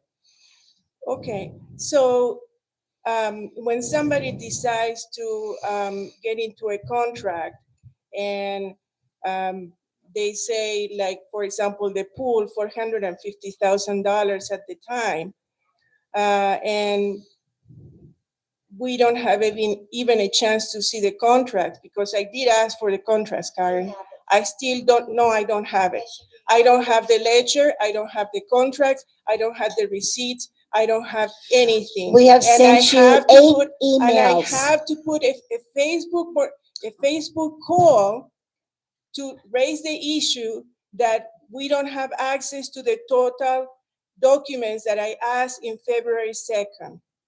May I Okay. say that we have emailed you, and we've tried to call you, but your phones don't pick up. We have asked you to bring the documents back so we can show you what you're looking at, because you have the payroll, the contracts, and you have the GL.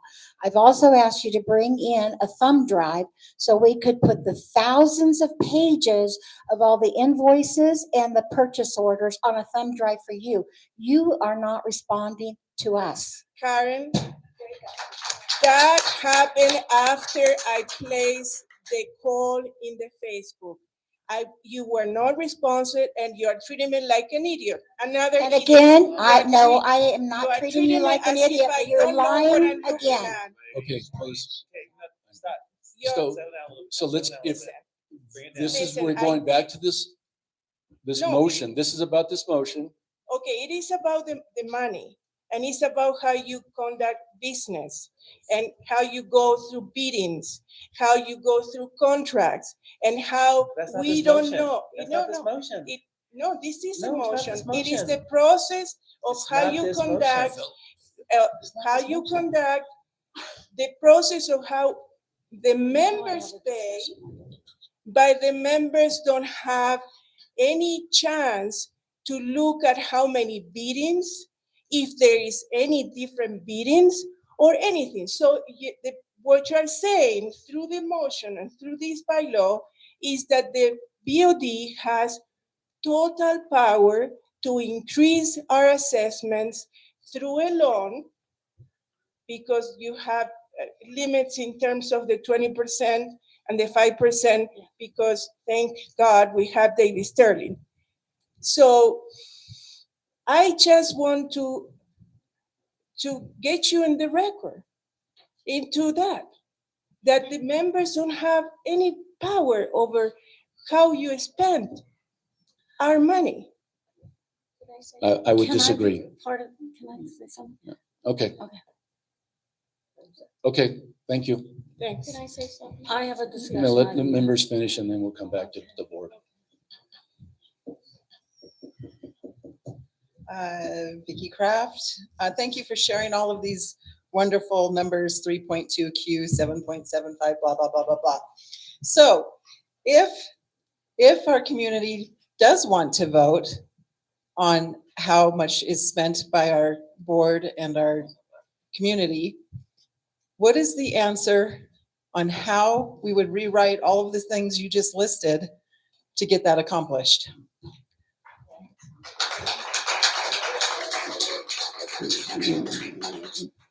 One of the things that's important in the process here is, and what you probably alluded to, other people, the fiduciary responsibilities of the board.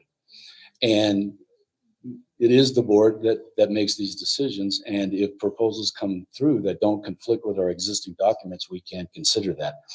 Something else that is very important to remember is this, and this is from Davis Sterling. Members are not fiduciaries to one another or to the association. So they are free to vote in their own self-interest without regard to the community. They may ignore expert recommendations in favor of subjective biases or beliefs, or ignore costs or harm to others in favor of their own interests. Because they are not fiduciaries, they have no collective or individual responsibility or accountability for their votes. And so, again, the board, we listen, we provide those opportunities. When you talk about transparency, we try our best to share that information before making these decisions, whether it's $10,000 or more. Again, the 10.5 million was an arbitrary number based on an estimate given to us at the time, and that's what we shared with you. I don't think many people on the board were happy with that final number. We wish it would have been less. And since then, we have taken steps based on the survey and extensive input from members. We changed the plans, and we did so to try to be more fiscally responsible. Yeah. Yes, sir. Janusz Kokol. 350-8470-000. I'm kind of confused with this legal opinion. We have it recently regarding this bylaw. As you remember, years ago, we actually were able to get similar petitions submitted, and the limit was even lower. It was only 1 million. And surprisingly, the legal counsel was really happy about it, and they didn't really have any objection to put it on the ballot. So what happened? Why they changed their legal opinion right now? when what was like 4 years ago was perfectly okay. So what happened? What changed? Is the civil code changed? Our rules changed? Thank I'm you. really Thank you very much for confused. asking. Thank you very much for asking. I will tell you what happened in 2017. The board of directors asked legal counsel to determine if those petitions were legal. That's all they asked them. Are they legal? And they got an opinion that said, yes, they are legal.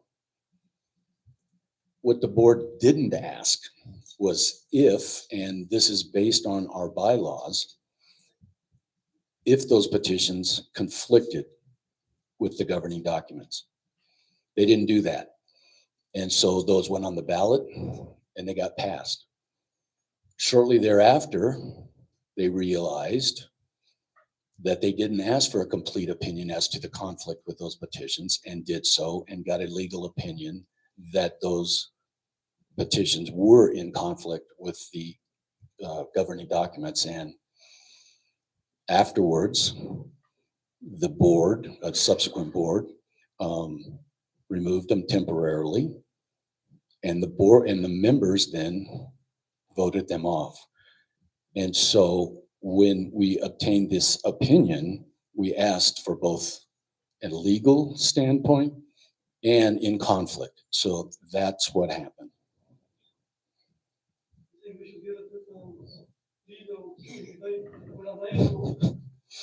In my opinion, they should tell you the first time that there is something wrong with this petition. And why not? I mean, you have to tell them what to do, what to really check. I mean, it's amazing. That's what you get a lawyer to tell you what to do, not to you to tell them what to do. Okay, anyone else? Okay, call for the question. All in favor? Oh, I'm good. Pretty much said it. okay, Yeah, You said it. all right, yeah, I think I'm okay. all right. All in favor?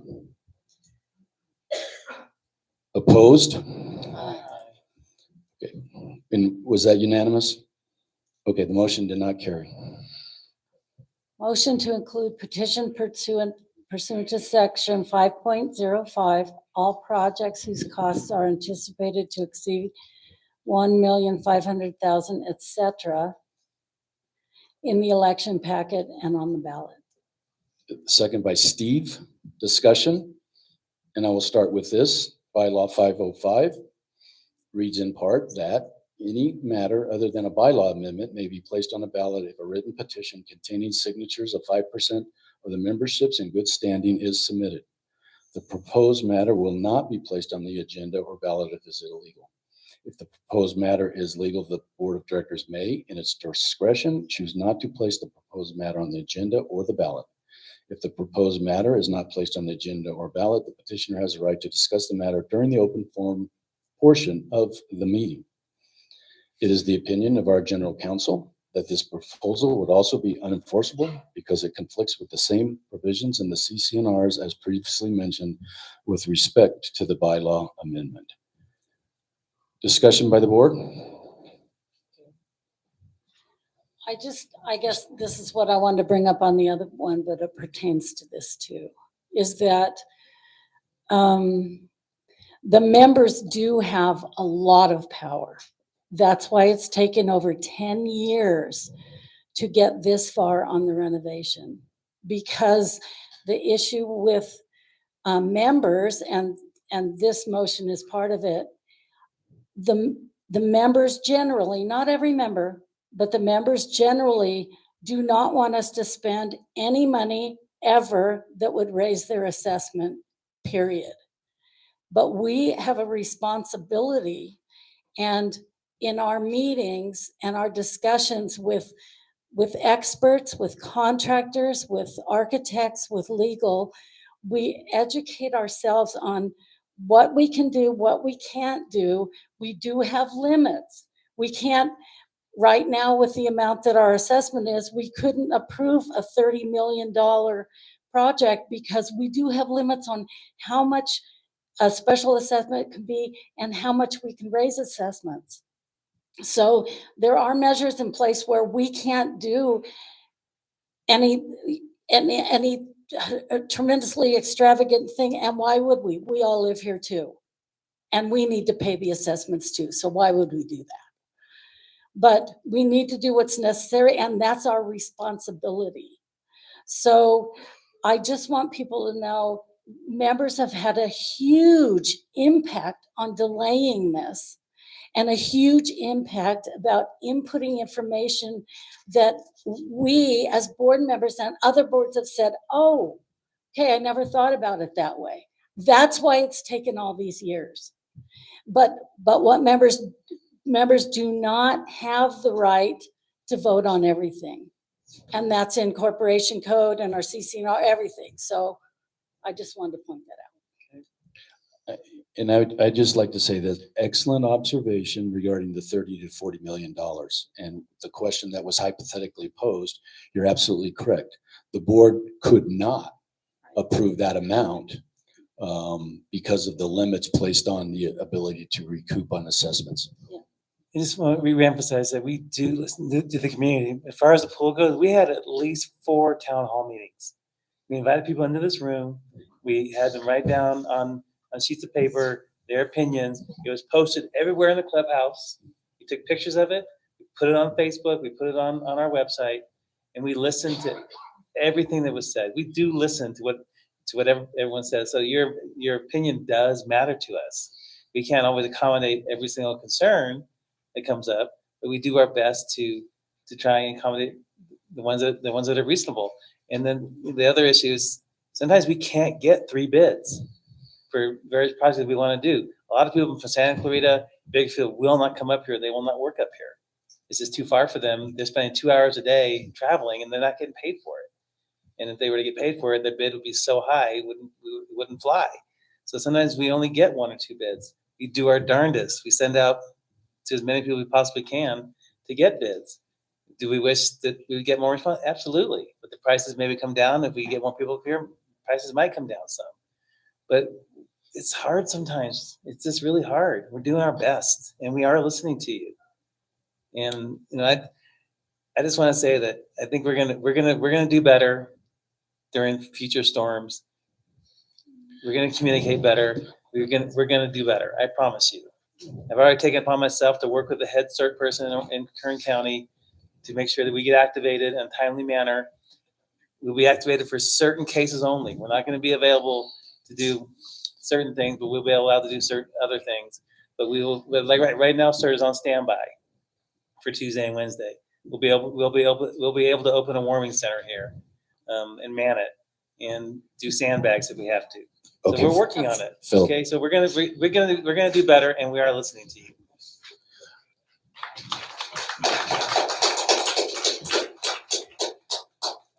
Any other board comments? Members? Just one question. If a member's opinion is really so valuable, why don't we ask them specifically if they like to approve this project, not the financing, but the project itself? Well, we kind of did that through our, through the survey. So.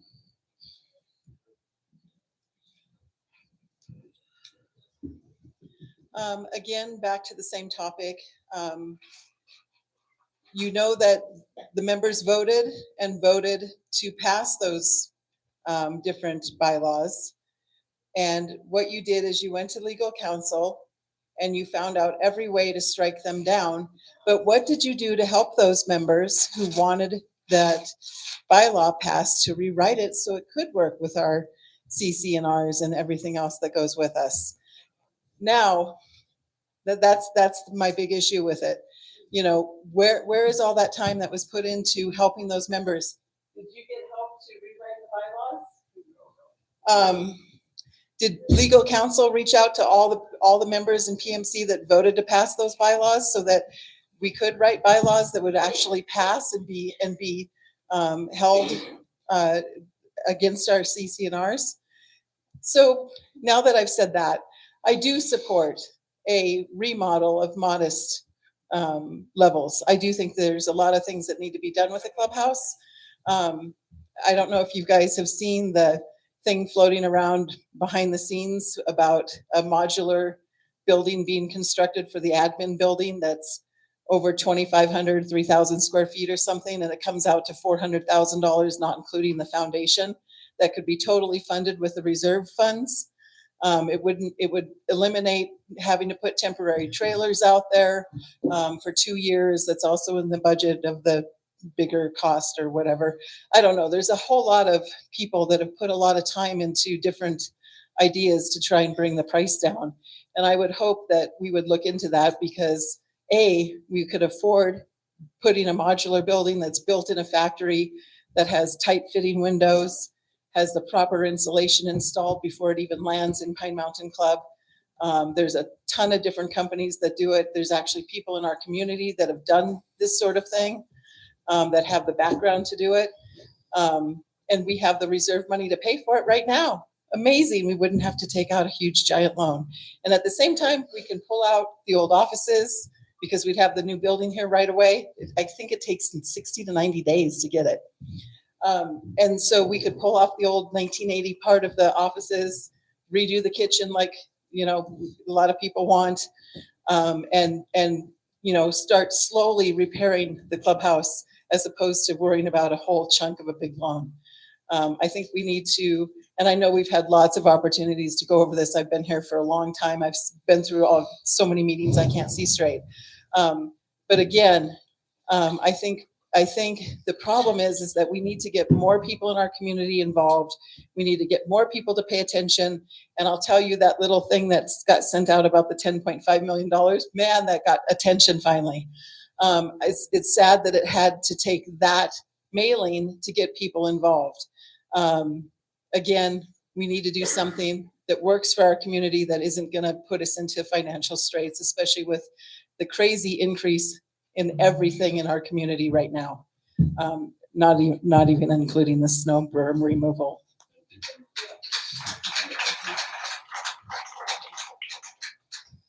On goes the hat, off comes the mask. Mark Bell. This one's really short. There's a way to have a lot of power in the organization if you're a member. It's actually pretty easy. It's just effort. It's being on committees. I know it sounds like mother and apple pie. Oh, be on a committee, it's really great. Seriously, you have no idea, a lot of you have no idea how much power you have if you are on a committee. First couple times you sit there, you kind of get the lay of the land, see who's doing what. Pretty soon, hey, well, is there a way to do so-and-so? And guess what? Your idea has just shifted things. There's a lot of power being on committees. So I just wanted to say that. Thank you.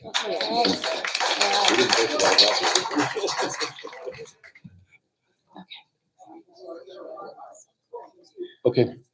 Calling for the question to approve this motion. All in favor? Opposed? Right.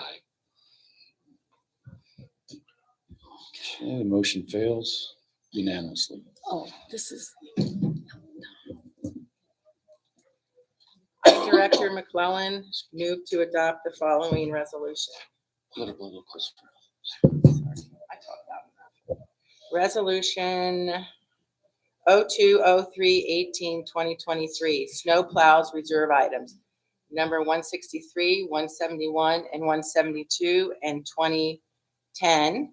Whereas the snow plows are damaged due to extreme weather, and resolved that the PMC POA of Board of Directors approve resolution 0203-18-2023, parts and labor for reserve items 163, 171, 172, and 2010 snow plows not to exceed 32,000 from the reserve fund and operating fund. We need to make. Is there a second? Second. Okay, and is there a proposed amendment? Yes, we need to change that to 33,000. Make a motion to change this not to exceed 33,000. A second. Okay, so again, just discussion on this, that the cost was actually just under 33,000 and over 32,000. So that's why we're amending or proposing the amendment to this. Any discussion on amending this motion? Okay, so all in favor of amending the motion to 30, not to exceed $33,000? Aye. Anyone opposed? Okay, now we'll go back to the motion for discussions with the board. Maybe just a clarification as well is, and again, when we think snow plows, most people are thinking about the blades. What had happened and what experience when two of the plows actually went down, it wasn't the physical plows, it was the attachments that were hooked up to the plows.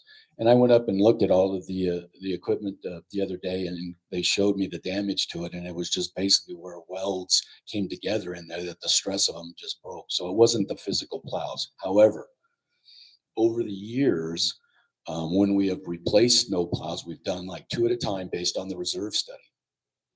And what they found is the manufacturer and the plow, the physical plow itself is a good piece of equipment.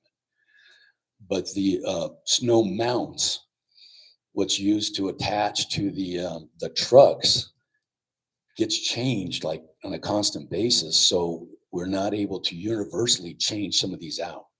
And after we looked at that, it was decided then to make all of our mounts on the plows universal so that they can be interchangeable. And if one goes down, another truck can pick it up and go with another one. So that's one of the reasons we're moving these forward, because otherwise it's 2 a year. With the purchase of these 4, it'll bring all of our mounting equipment to the trucks all up to speed so that they're not down just because one doesn't fit to another truck. Yeah. Good question. Do these mounts, does it include having some extra mounts? And if they do have extra mounts, do we have the capability to do our own fixes on the mounts? They did some of the fixing on their own where they were, but the damage to the ones there were physical breaks in the welding, not really the mounts. So do we have the ability to change out the mounts? If say we had 2 extra mounts, can our maintenance start the skill level to change the mounts? Yeah, they could change them out, and we will look into backup mounts. Okay. Any other comments by directors? Members?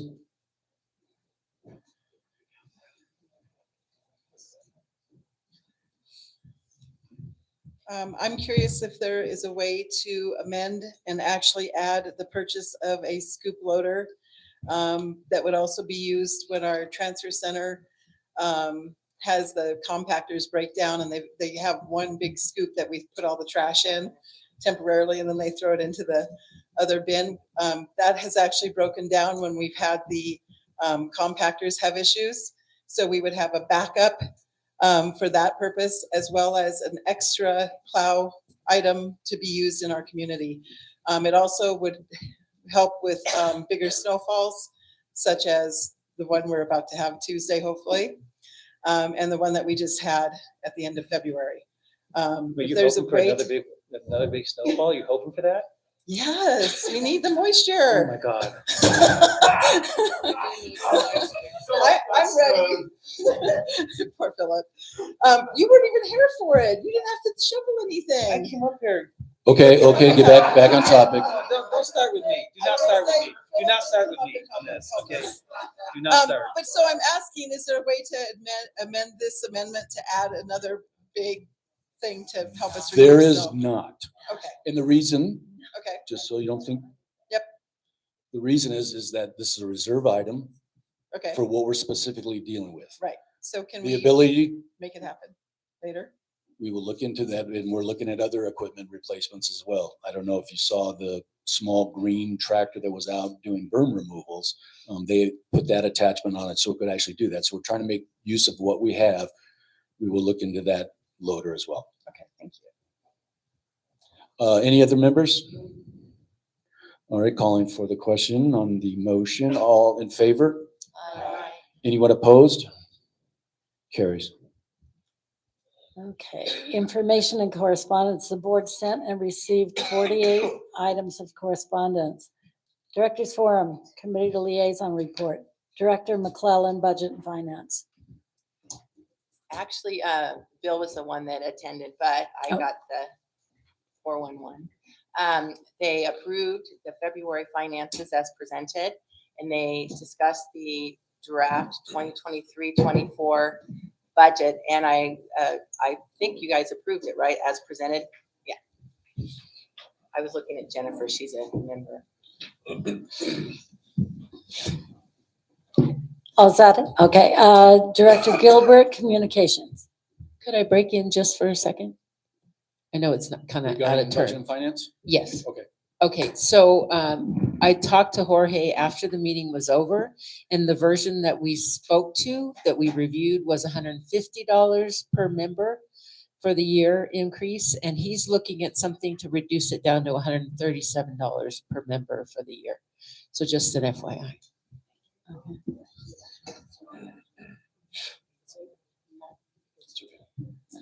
I believe it already has been reduced to 140 as of today, right? Okay, Director Gilbert, Communications. They are still looking for the request to have all of the committee meetings done by Zoom. So those that are not able to be present physically will still be able to at least hear, just like we do here with our board meetings. The Condor is continuing to work with their formatting. They've adjusted the link for the mobile app for your mobile on your phone. So that's been fixed and updated. They are looking for volunteers for their committee as well as any of the committees. You need to get your registration in by May of 2023. They are still looking to see how they can work on the website to accept payments. I know that the financial budget isn't there to change the website, but they're looking into other ways of being able to accommodate that. Forms are continuously being updated and being approved by Karen and actually being used. So there's more uniform to the forms being the same with the same wording and whatnot. They are continuing to work with their 5-year strategic plan, and there have been several things that have already been knocked off just in their general working of the communications. 1610 radio was brought up. I know that that's still a work in progress, and they were wondering when it'll be back up and running because it somehow or another it missed during the blizzard that we had. And then, of course, maybe having a second person when Patrice was really busy trying to help with all the other emergencies. And that's my report. Just maybe in addition to that, and I just got this information yesterday because one of the things that we've been trying to do is track the efficiency of our website. And one of the ways to do that is determine how many people actually visit the website. And I know that's a concern of the Communications Committee.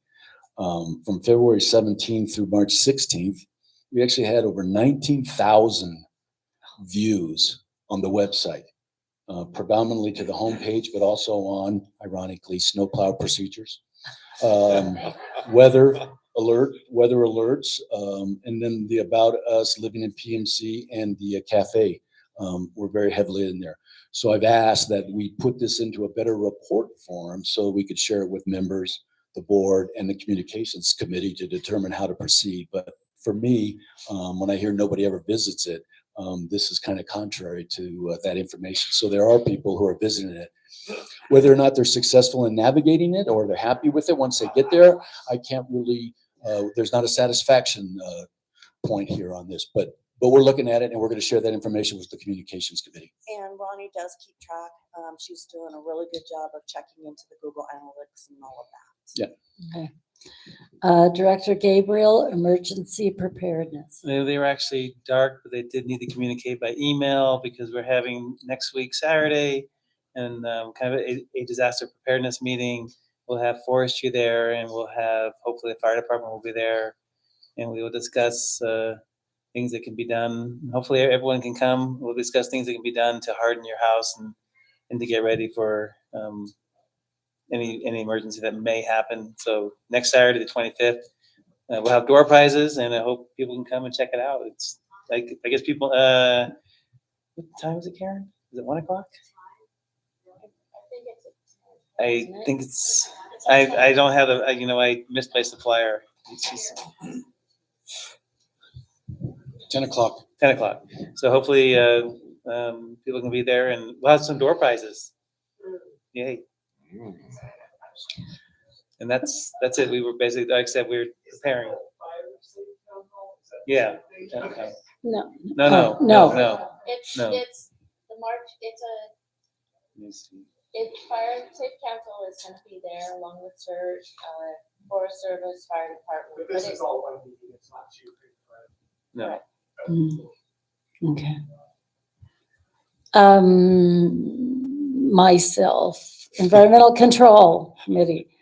It was kind of uneventful. There weren't a lot of new homes, probably because a lot of snow covering the ground, but we, the committee approved two. No, as far as I know, no cottage industries, and everything's going pretty smoothly. So Director Hoyt Volker, Fire Safe Council. Okay, Fire Safe Council, I mentioned this last month, but we are in the process of accepting applications for a county coordinator. This grant is an 18-month grant, so it goes through August 2024. And we are receiving applications with resumes for the county coordinator position.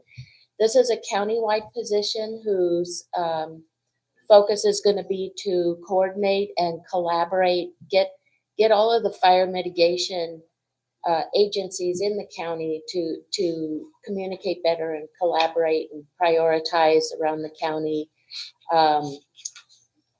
funding opportunities and prioritize projects around the community. So if you know anybody, a flyer went out, and I think in the Condor and email blast and all of that.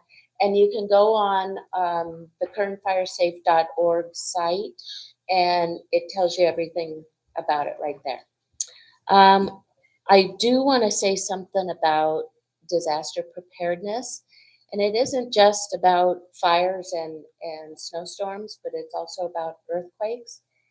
The association cannot possibly be responsible for 2,200 households in this community for their safety and disaster preparedness. That's something we all have to take on the responsibility ourselves. And you know, if you need to get out of town because the snow is coming, there's been ample warning for that, from the news to the county to the association. If you need to buy, you know, nobody should have run out of food. Nobody should have run out of medications. You have to prepare for these things. And it isn't just at one instance. It is, you have to stay prepared because right now we could be experiencing an earthquake. And right now, especially now with the trees getting loosened up, trees are going to go down in an earthquake here. We may not be able to get out of our homes. If you can get out of your home, you're going to have trees blocking your road everywhere. And it isn't just about having a go bag, but you need to have a stay box with enough food, including your pets, enough medications. You should have enough for that for every member of your family for a couple of weeks. Because if we have an earthquake, that's my biggest fear here is an earthquake. It's not even fire. You have to be able to survive that. The association is not going to be able to help you because we're not going to be able to get anywhere either. Part of your survival kit might include a snowblower. You know, if you're able-bodied and you can handle a snowblower to get your berm cleaned out, a generator, and you might even think about having chainsaws to get the trees that are going down in the roads so you can get out of here. There's a lot more to just, you know, we're so isolated up here, and I could tell you, if we have an earthquake, it could be weeks because it isn't going to be just here. It's going to be all over the place. And before we get any help in here, they're going to have to go tree after tree after tree after tree to get up here. So we as a community and we as individual households need to be prepared for that because we live where we live and we choose this. I also wanted to say that what you see as an individual member, what's going on, is not what the association sees with all the information they're getting from patrol, from maintenance, throughout the community. If you're in your house and you only see this, that's not what's really going on throughout the entire community. We have to prioritize and we do our best. Tahoe, Truckee, Big Bear, Crestline, at Pine Mountain Club, we were all overwhelmed with this snowstorm. Every single one of those communities was overwhelmed. And we can't have a perfect response. They don't have a perfect response. And I'm not saying we can't because they don't. We were overwhelmed. That's why you get prepared. I don't know what else to say about that. Also, I have my 20 enrollments for the home ignition zone assessment class. So that's going to be April 1st. Pre-registration is required, and I already have a full class, so I'm just letting you all know that. And that's about home hardening, defensible space. And then we're going to have a group come up in June, the second week of June, and we'll give them, tell them which properties, and they're going to help us clear some properties at no expense to the homeowners.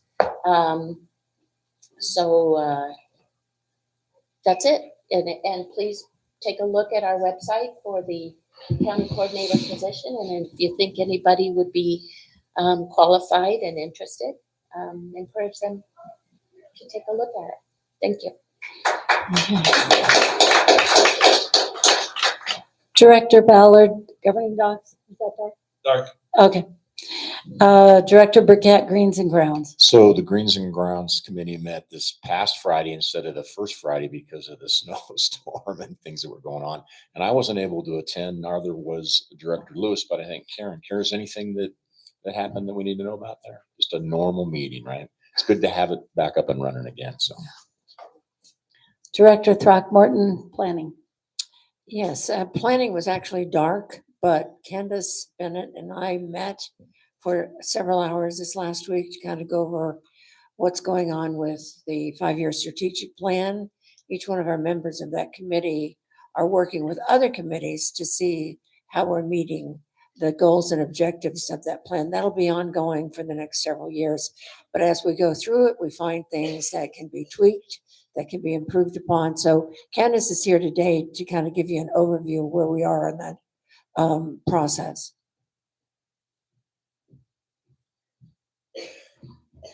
Thank you, Phyllis. Again, Candace Bennett, Chair of the Planning Committee.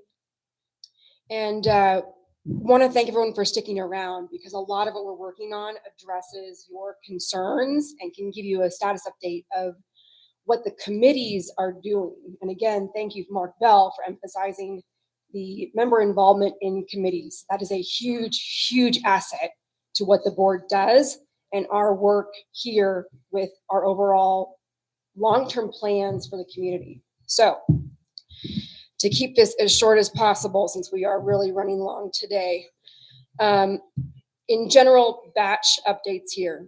Communications wise, yes, the communications committee is working with smaller add-ons to our website to keep things functioning in the interim.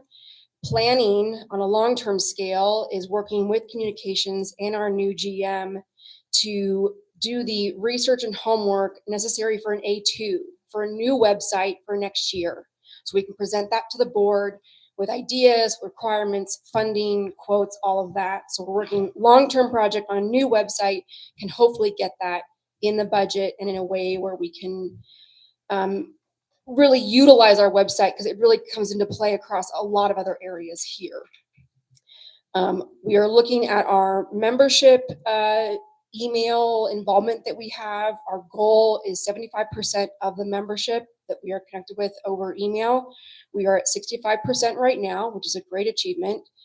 Planning has asked that we review the MailChimp data to see where our emails are being effective, whether they're not being effective, are they being opened, deleted, get a sense of, is our effort actually going somewhere with this, and can really zero in on improving our communications over email. Looking at member outreach, we are now doing 2 new member town halls a year. We have one in April coming up. So we're starting to do a spring event. We address the amenities and how our assessment supports those amenities, but I've asked that we include this in a slide in that town hall and can really start to keep the conversation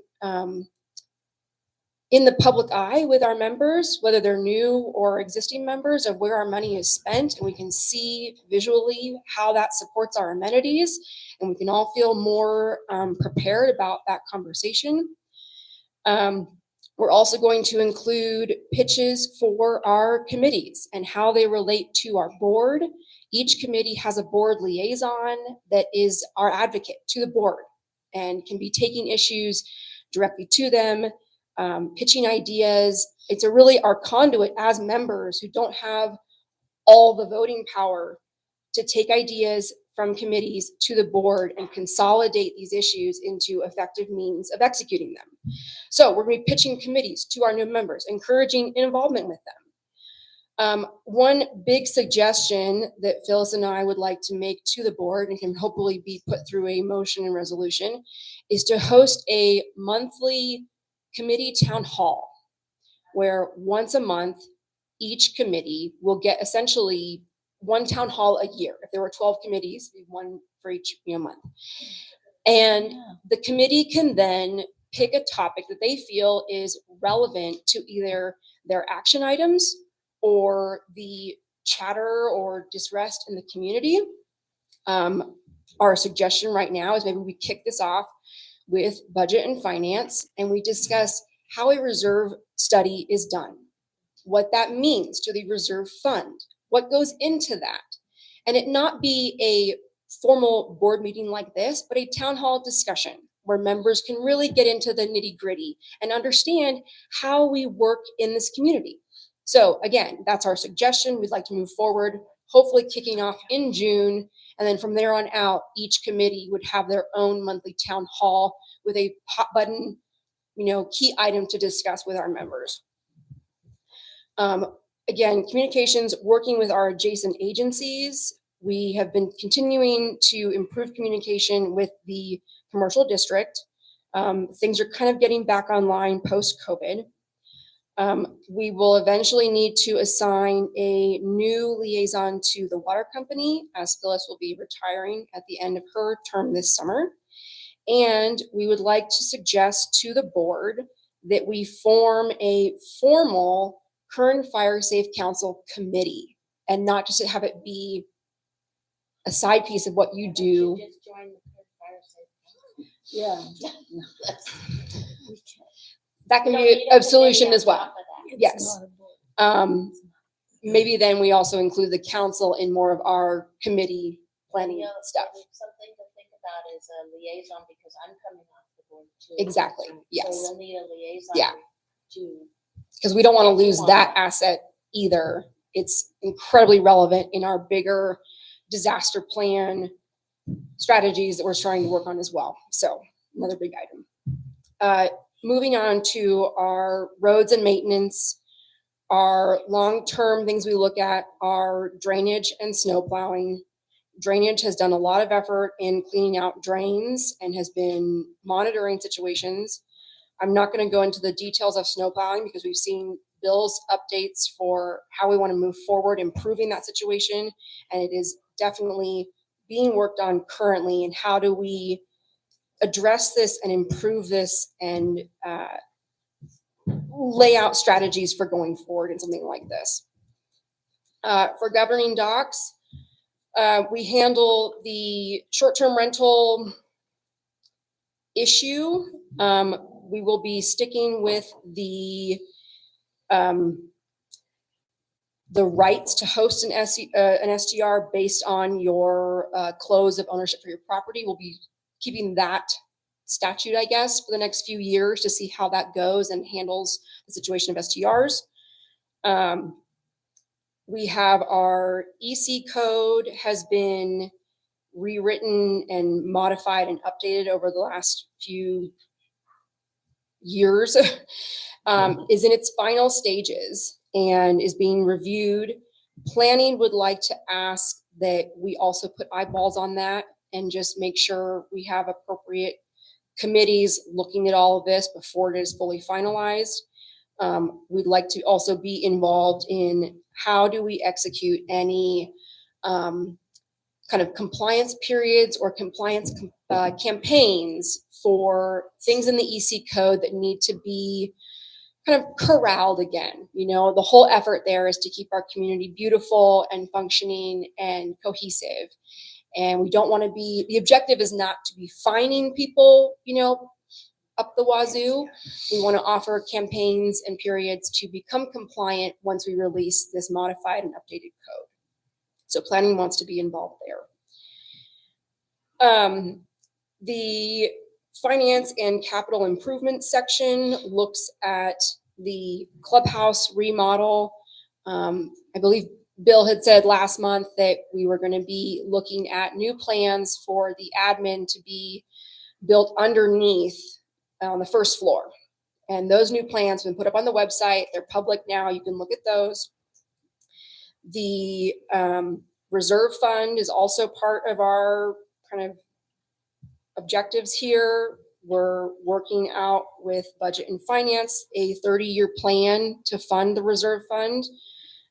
Again, I think this is a very relevant item to discuss with our community and would be a great kickoff for our monthly town halls to understand this process. Now that COVID is in the past, for the most part, we are also working with the commercial district on bringing back our community events. We have a liaison from our planning committee to the commercial district to start laying out calendars for this year and next, and working on bringing back kind of the enjoyment that we love to see around the community here. Our greens and grounds kind of long-term stuff, we have been working on putting in new pipe and water collection to maximize all of the rain we've been getting here. And we have a new collection system coming down from above the transfer site through the archery down into the lake. And that has been able to be collecting all of this rain and runoff we've been getting. So there's been some improvements there as well. We have been working with grants to clear our green belts. They're not as effective as we would hope they would be in where the grant money is focused.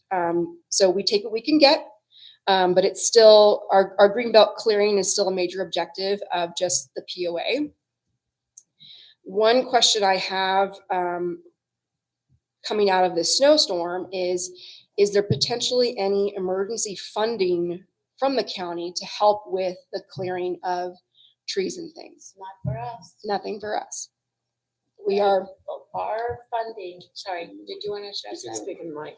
Oh. We are not part of the Kern Hazard Mitigation Plan because we probably never will be because we are a private community here. Yeah. And the grant funding that we've gotten is, you know, Phyllis and I, we're working on these grants, is through other sources, not county. Yeah. It's either through CAL FIRE or the National Natural Resources Conservation Service, the Department of Agriculture. I'm waiting this month. I should be hearing about a grant from the Department of Agriculture to do some home ignition zone assessments and defensible space assessments from Pine Mountain Club to the 5, along with 3 years of Chipper Day program. So I'm supposed to hear back about that. That would for all the mountain communities, that would bring over $500,000 to do those two projects, but we'll see. I have a And to- question. Would we be able to contact our county supervisor and say, because he usually has some discretionary funds, say, hey, can we get $100,000 just to clean up some of the trash, some of the trees, debris we have? So that's something we could look at. That's other. All right. And to your point as well, I think it's important for our community to understand that even though we are in Kern County, we are kind of the ancillary peripheral bastard child of the county. Like, no, I'm dead serious. I'm dead serious. We are not considered a priority. Like, we are on our own up here. And so you really do have to take it seriously. You know, I know. And they're using it elsewhere. Like, it's really unfortunate. We are not a priority and probably never will be. And even if we were eventually to be, it's not going to happen in a time frame that's going to help us with any of these immediate issues. Lastly here, we have a large objective to be looking at our catastrophic emergency response. And I think most people think of this as, again, fire and earthquake. Snow can definitely be the 30-year outlier that comes rolling through. And one of the reasons why I joined this committee almost 2 years ago, because I am concerned about how do we as a community function in a big disaster, whether it is, you know, malicious from, you know, like intentional from an outside entity or a natural disaster or whatever. You know, we are on our own. And it's been very enlightening to live here and see, you know, what works and what doesn't, and to see, you know, where I and my family have to be prepared on our own. We went 61 hours without power, and we learned to cook on our wood-burning stove, and we slept in front of our fireplace with a 2.5-year-old and a 3-month-old, and we dug out our driveway to our cul-de-sac that was not plowed for 3 days because there were live power lines. All of these things, it was a great test for us to be able to look at, okay, where is our family? Where are there cracks in our ability? I can't do laundry. That's a big bummer. I got a shower at my in-laws 2.5 days later. I'm really glad they're up here too. But my point being, like, we had the same situation a lot of people had up here, and we understood where the POA is able and says, you know, they will be doing their best effort to address something, and where they can't. And that's a big part of, I think, where I want to see and where I want to take our committee in this direction too, is having a very clear emergency response from the POA to really understand as a member, okay, if the crap hit the fan like it did again, we know, okay, if we had a big problem and we could at least get down to the clubhouse, we know what resources are here. Or if we had to communicate with the clubhouse, we have means to do that. We have radios, whatever. I think there's definitely an emphasis on the individual and the family being prepared, but I do want to see a very clear plan and communication of that plan of how does the POA respond in something. Because again, we can walk through scenarios where if we have a big earthquake, what do we do? You're gonna have to stay home because you won't be able to get in. Exactly. But we also should know, what does the POA do? Is it maybe something?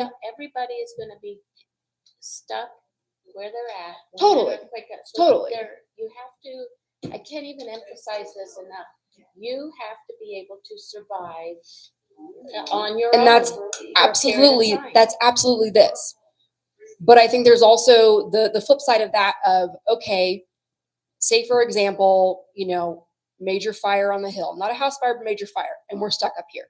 You know, if certain things trigger reactions and resources where it's like, okay, the pool then becomes open for X, Y, and Z. You know, certain things, both sides then know certain things trigger and become possibilities or resources or whatever. Again, I'm just saying, there's room for our committee and the POA and various other committees to flesh out protocols.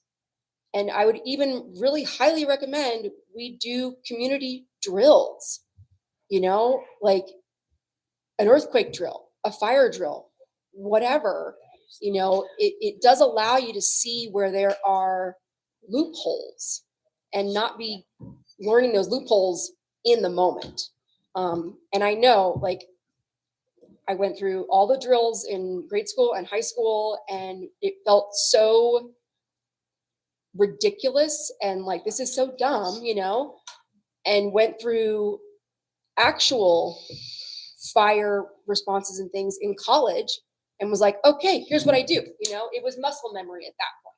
And there were a lot of people who just were like, oh, I'm going to walk into the building with the fire alarm going off, you know?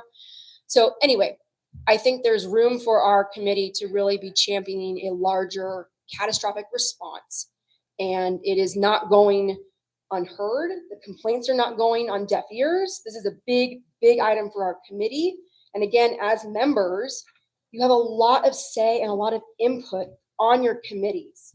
I cannot emphasize that enough. It is a huge, huge conduit to the board. I think that covers our quarterly update. Thank you, Ed.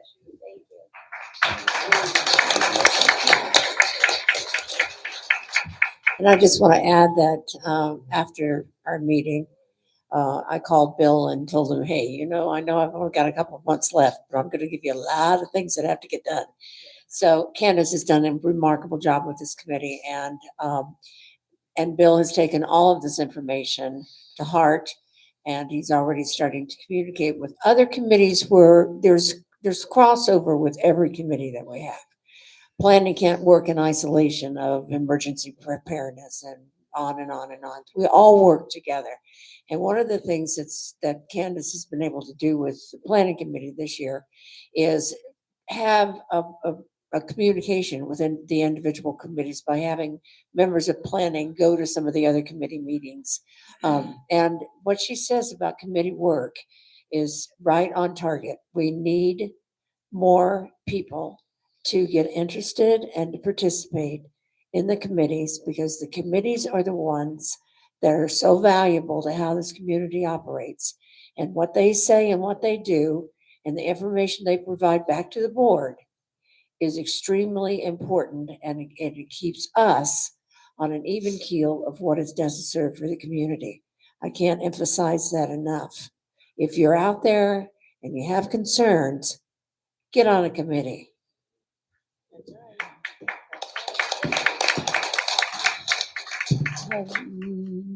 Director Throckmorton, NPMWC is not. Okay. Our wonderful accounting manager came up with this drawing, and it tells you where your assessments are going. We will post this on the website on Monday if anyone is interested. We'll see how many hits we get, because now we can do that. So anyway, here we are. This will be in the new member orientation, and this is also going to be on the website. So if you're interested, it'll be on the website. And then next month we'll have a big, like a big board out here, and we'll put it in the lobby also, so that you can look at it as you come in. We're having that done now, and I should have it back in a week or so. Okay, thank you. Director Lewis, PMC CPOA. The Commercial Property Owners Association was just pretty much wanted to let everybody know regarding the events and activities that are coming up that include the resurrection of the Lilac Festival in May 20 and 21. They are also undertaking Wine in the Pines on July 8th. They have not got a date yet, but again, they're bringing back Run to the Pines. And then lastly, on August 13th, they're going to do a celebration for their 50th anniversary. Okay, members rebuttal forum. Members rebuttal forum is a 10-minute forum following the director's forum. Members may reply to any matter raised by a director during director's forum. Replies will be limited to 1 minute per speaker. Members wishing to be recognized should step to the microphone, address the board chair, and state name, tract, and lot number. There may not be an immediate verbal answer from the board to questions or comments from the members. Members may not yield time to other speakers. Members will refrain from being argumentative, making derogatory or personal remarks or gestures. And before anybody steps up there here, I'm just going to address some comments that are being made from the people online and answers to some of these questions. And we are not going to put the admin under the first floor. We're going to put him in the first floor.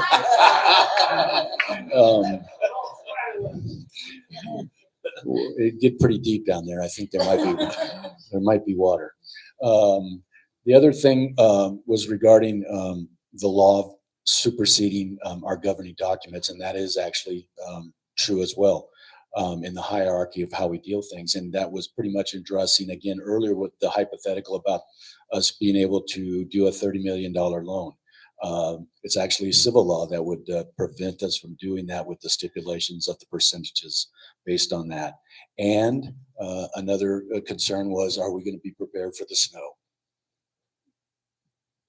You want me to say no, but yeah, we are working right now, and we're also looking into renting at least one or two loaders to help us out, and we'll see what we can do with that. That was it. Okay. Huh? Yes. No. I love that support. I have lived in 3 homes up here before we purchased our home. 2 of them are up above 6,000. One was a little bit lower. All 3 homes have had major snows in them in the last 7 years we've lived here. The first snowstorm, we were suggested to get a generator for when you run out of power. It's gas powered, so we keep some extra gasoline in the garage for it. And we learned a lot, like your refrigerator and freezer is not a great place to have backup food, especially when you have SCE that goes out. So canned food, dried foods, those pre-made, whatever they're called, food for life or whatever. Now that is an excellent backup source. This particular storm, again, I live at 6,000 feet. I'm at the end of Upper Lassen, where I was waist high. And I did snow blow, my driveway so that I could get my SUV out. One thing that I know from the very beginning of living here is that cul-de-sacs are not done first, nor are the higher altitude homes done first. What is done first is the major roads. Knowing this, I still made the choice to live up high. We had no power from Friday until Monday afternoon. Okay, that means I have no cell tower either. So I can't use my cell phone at all. We did have propane because AmeriGas did fill me up at 45% and then let me go down to 0%. I don't know what was up with that, but yes, we had to conserve our propane. We were fortunate enough that our heater is pluggable, so we were able to go into the attic, unplug it from there, and plug it into our generator. Yes, we did run out of gasoline as well. So we had to hike down our street to the bottom where there were some nice gentlemen who would take us to the gas station so that I could fill up my 5 gallons of gas to keep me going. I did send search and rescue to 2 different homes of people that I was concerned with, one not on my street and one on my street. What I learned from each individual of these snow issues is that no matter how much I was prepared with food, with the generator, with the gasoline, with my snowplow, et cetera, there was still something else I learned. And I think that in a catastrophic event, this blizzard was one of them. Sometimes no matter how prepared you are, there is still something that we're not prepared for. And we just have to learn from that. And yes, I was all on my own. Nobody there to help me, but I survived it. And even with no cell phone tower, I survived because where I live, sign a light to the cell tower is full of trees. So in order for me to even get cell reception, I've got to slide down the road. Yeah, I did say slide. You got to slide down the road to get to the corner to get reception, which does have line of sight to the cell tower. And it's just important that we, as a community, work together. Even with a warming center open, I still couldn't have made it there. But I took the initiative, like Peggy keeps reminding us all, is to have some initiative to take responsibility for myself and my family and my dogs. And that's what I did, and I was able to survive it. Now, here's the coup de grace. I was supposed to go to a baby reveal, but I couldn't get down my street. And it wasn't until Tuesday afternoon that the big rig came in, plowed it 3 times, just enough for me to walk down, to grab an Uber so that I could spend the night in a hotel, an extra cost, mind you, so that I could get to a baby reveal because we're having our 3rd grandchild, which is a girl. It didn't even get plowed until finally people to drive it for another day. But the PMCPOA working their tushies off.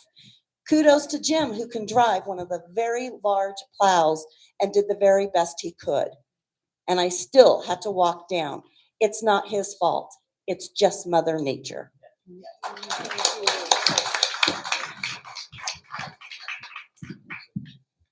Okay, I just want to say that we've always opened the clubhouse as a warming center every single winter.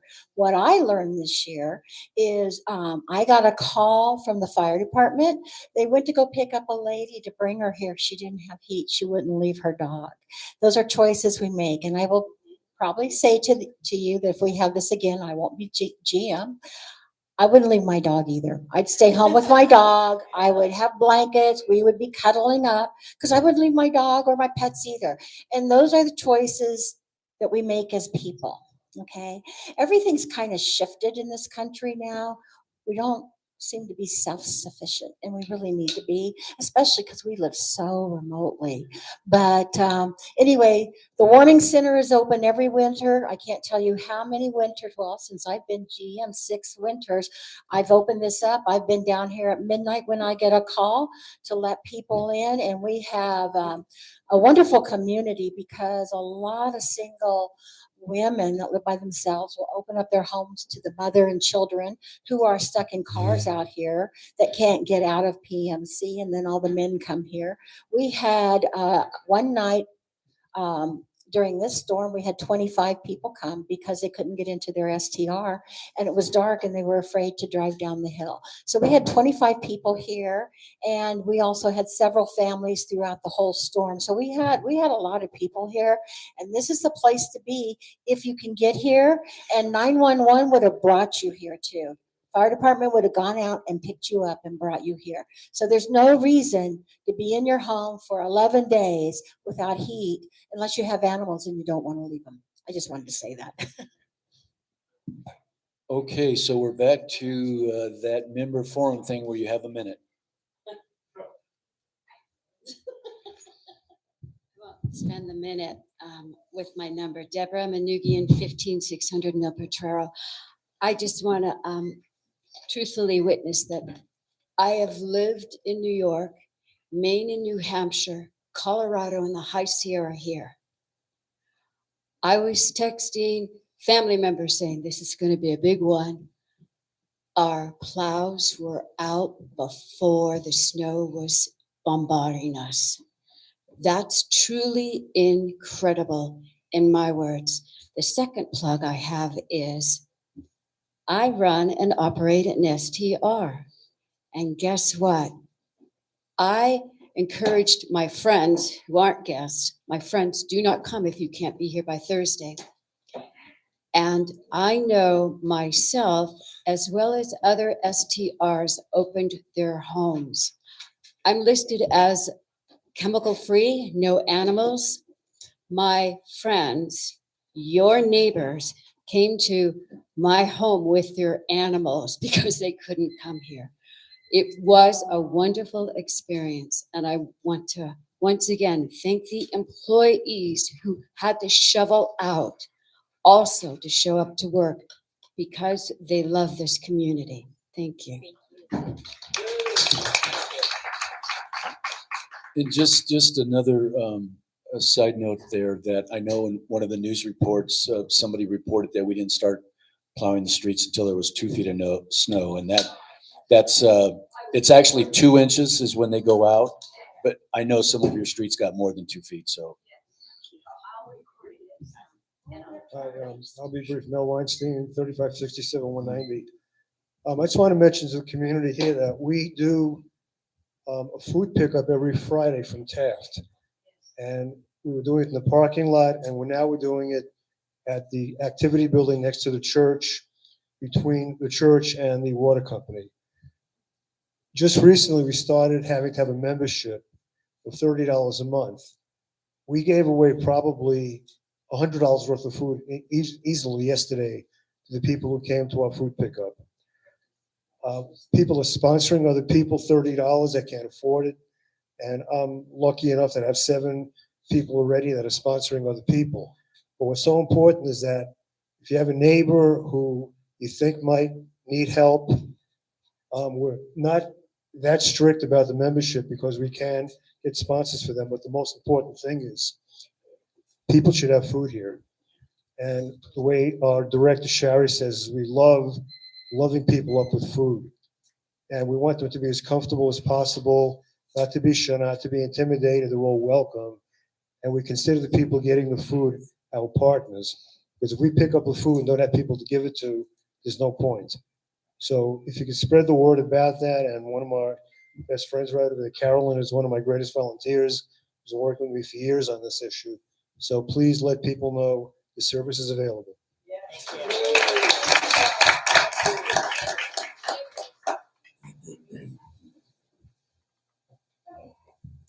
I'm back. Madison Bodorf, 3507113. There's like something that I just feel like keeps getting missed, and I'm a broken record and I apologize, but I feel like I have to keep saying it because I don't understand how it's being missed. But the reality is we all agree everybody needs to be as prepared as possible. We also all agree that none of you are responsible for physically coming to our homes and giving us food or medication. I don't think anybody up here really believes that. Obviously, that's different with plowing. We need the streets to be clear. I will say, however, I live on Bernina and Zurich, and the night the power went out, Saturday, 2 a.m., I woke up and panicked, as many people did, because I have a small child. So I was like, okay, the power's out. There's tons of snow. The fire truck was outside of my house. The street had snow almost above his tires. They were sliding all over, trying to get a tree that had fallen in my road up and live wires off the road. And they were struggling, and it was surreal, honestly, to watch it. So that's one example of how the plows were not actually plowing, and Bernina is a pretty huge street. So the fire trucks, thank you, were out trying their best, but they did not have a road paved for them trying to do what they were doing.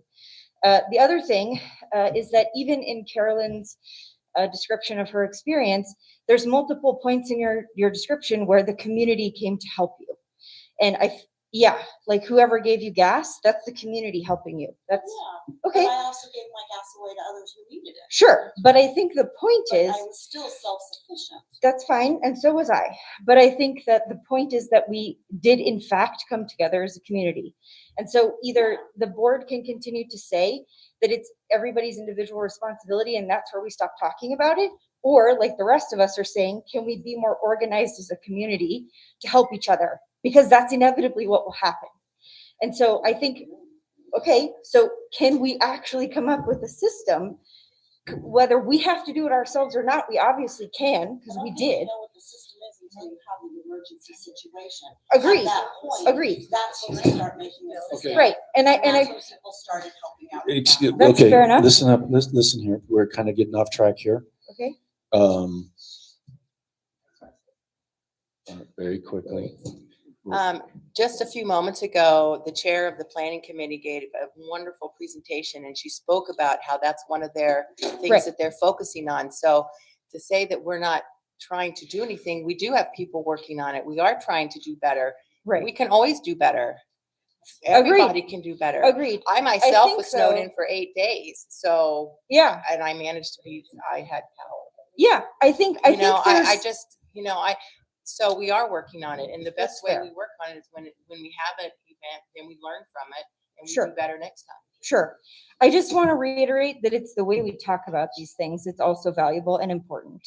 And when the message continues to be, you're on your own, I just think it misses the mark.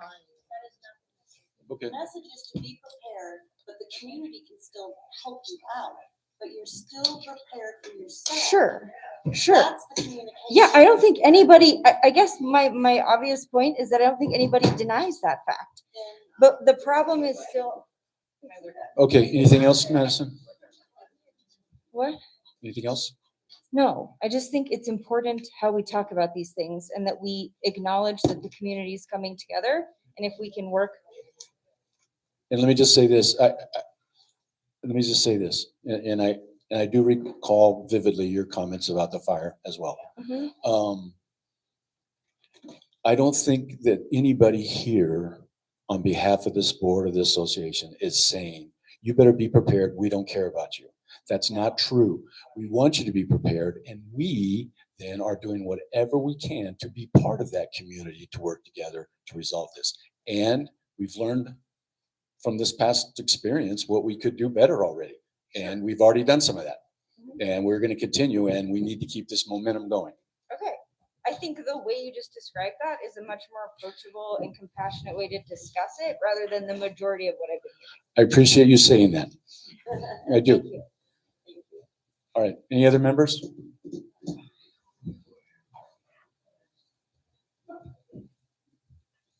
Okay, so Natalie Zedekian, the lot is the same.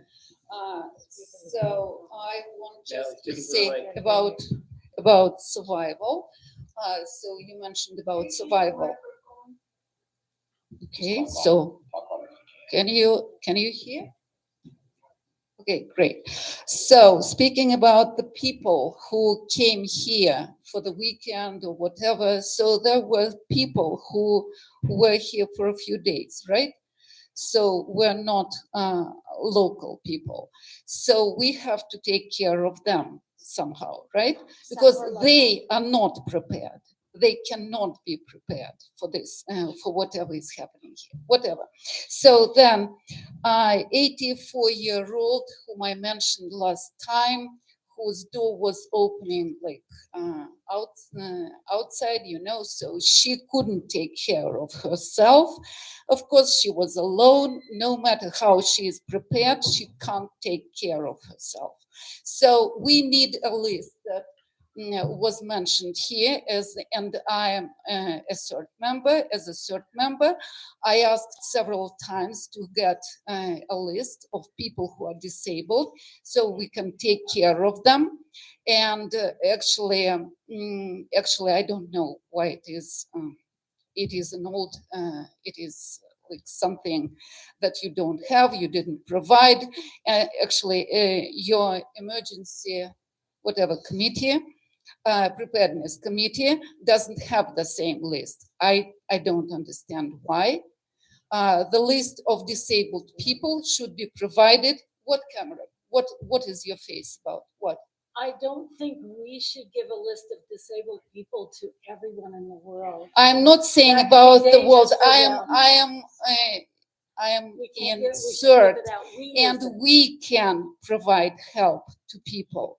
So, and I am co-coordinator of CERT. So I know what I'm Okay, speaking so for about. CERT, you're saying to provide it. to Yes, I CERT, said not your CERT. board. So please We can't do listen to that me. either. Hang Okay, on, Philip, Philip, hold on a second. So then 3 people, 2 people in our street who didn't get help. They are disabled. They called you several times. They didn't have any help. The neighbors helped them. Okay, Ellen, are you applauding to me or what? Oh, I'm sorry. Okay, sorry. Okay, so then I want to say that not all committees are working as well as this committee. So I'm very glad that at least one committee is working. So other committees, I know some people from other committees, they didn't Okay, so I want to hear to other committees what they are doing. It will be really nice. Well, let me to just say have this that. right now, and you've Okay. exceeded your minute, but let me just point out a few things. One, all committee minutes from their meetings are posted on the website. So you can find out what each committee is doing. Yeah, And I'm saying what power they have. I know what they are doing.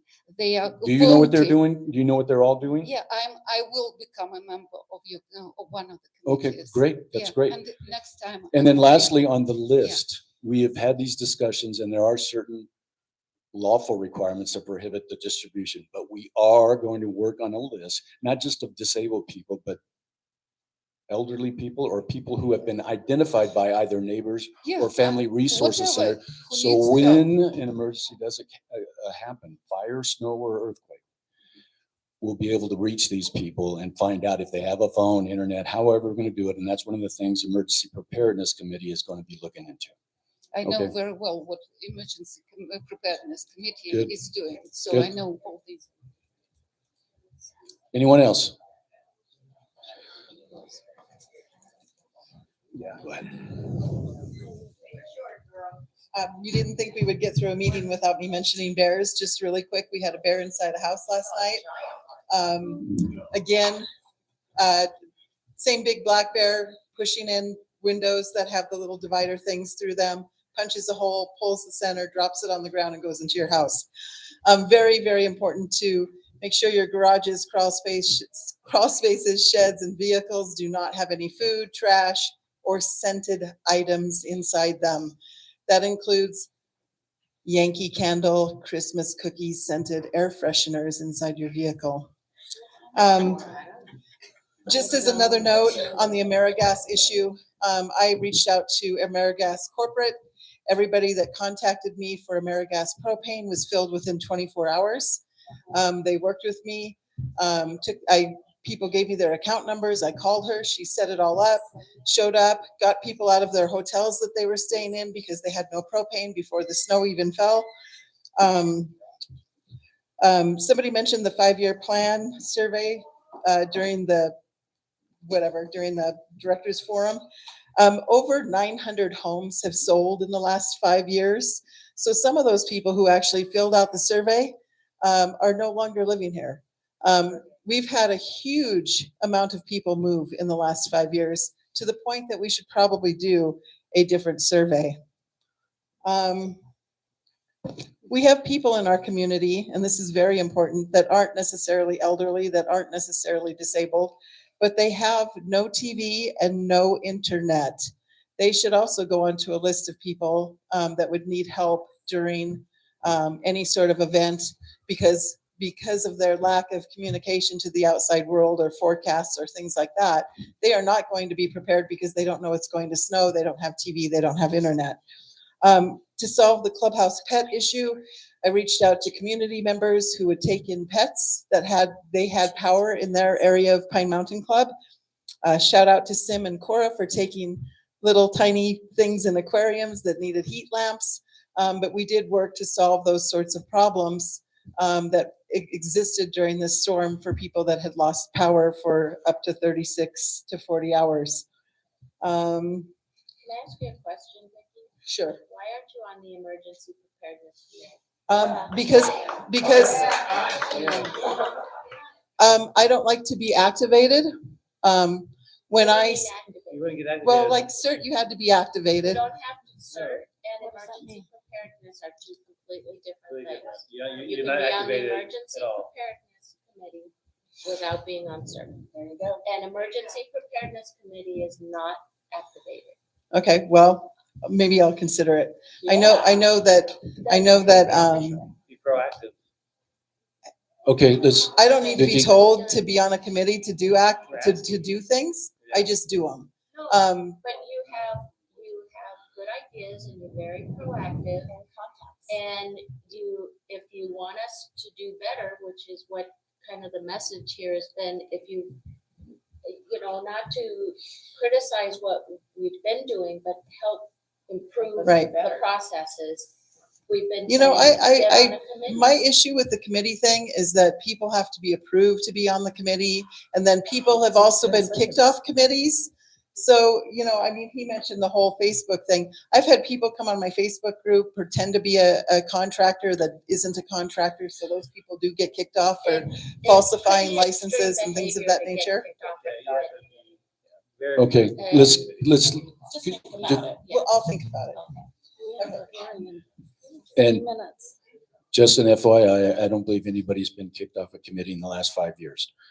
Okay, any other members? All right, Ken. Yeah, okay. Adjournment. The next regular open board meeting will take place on April 15th. Oh, the next regular board meeting will take place on April 18th at 10 a.m. in the Condor Room. I make a motion to adjourn. Adjourned. I'm hungry.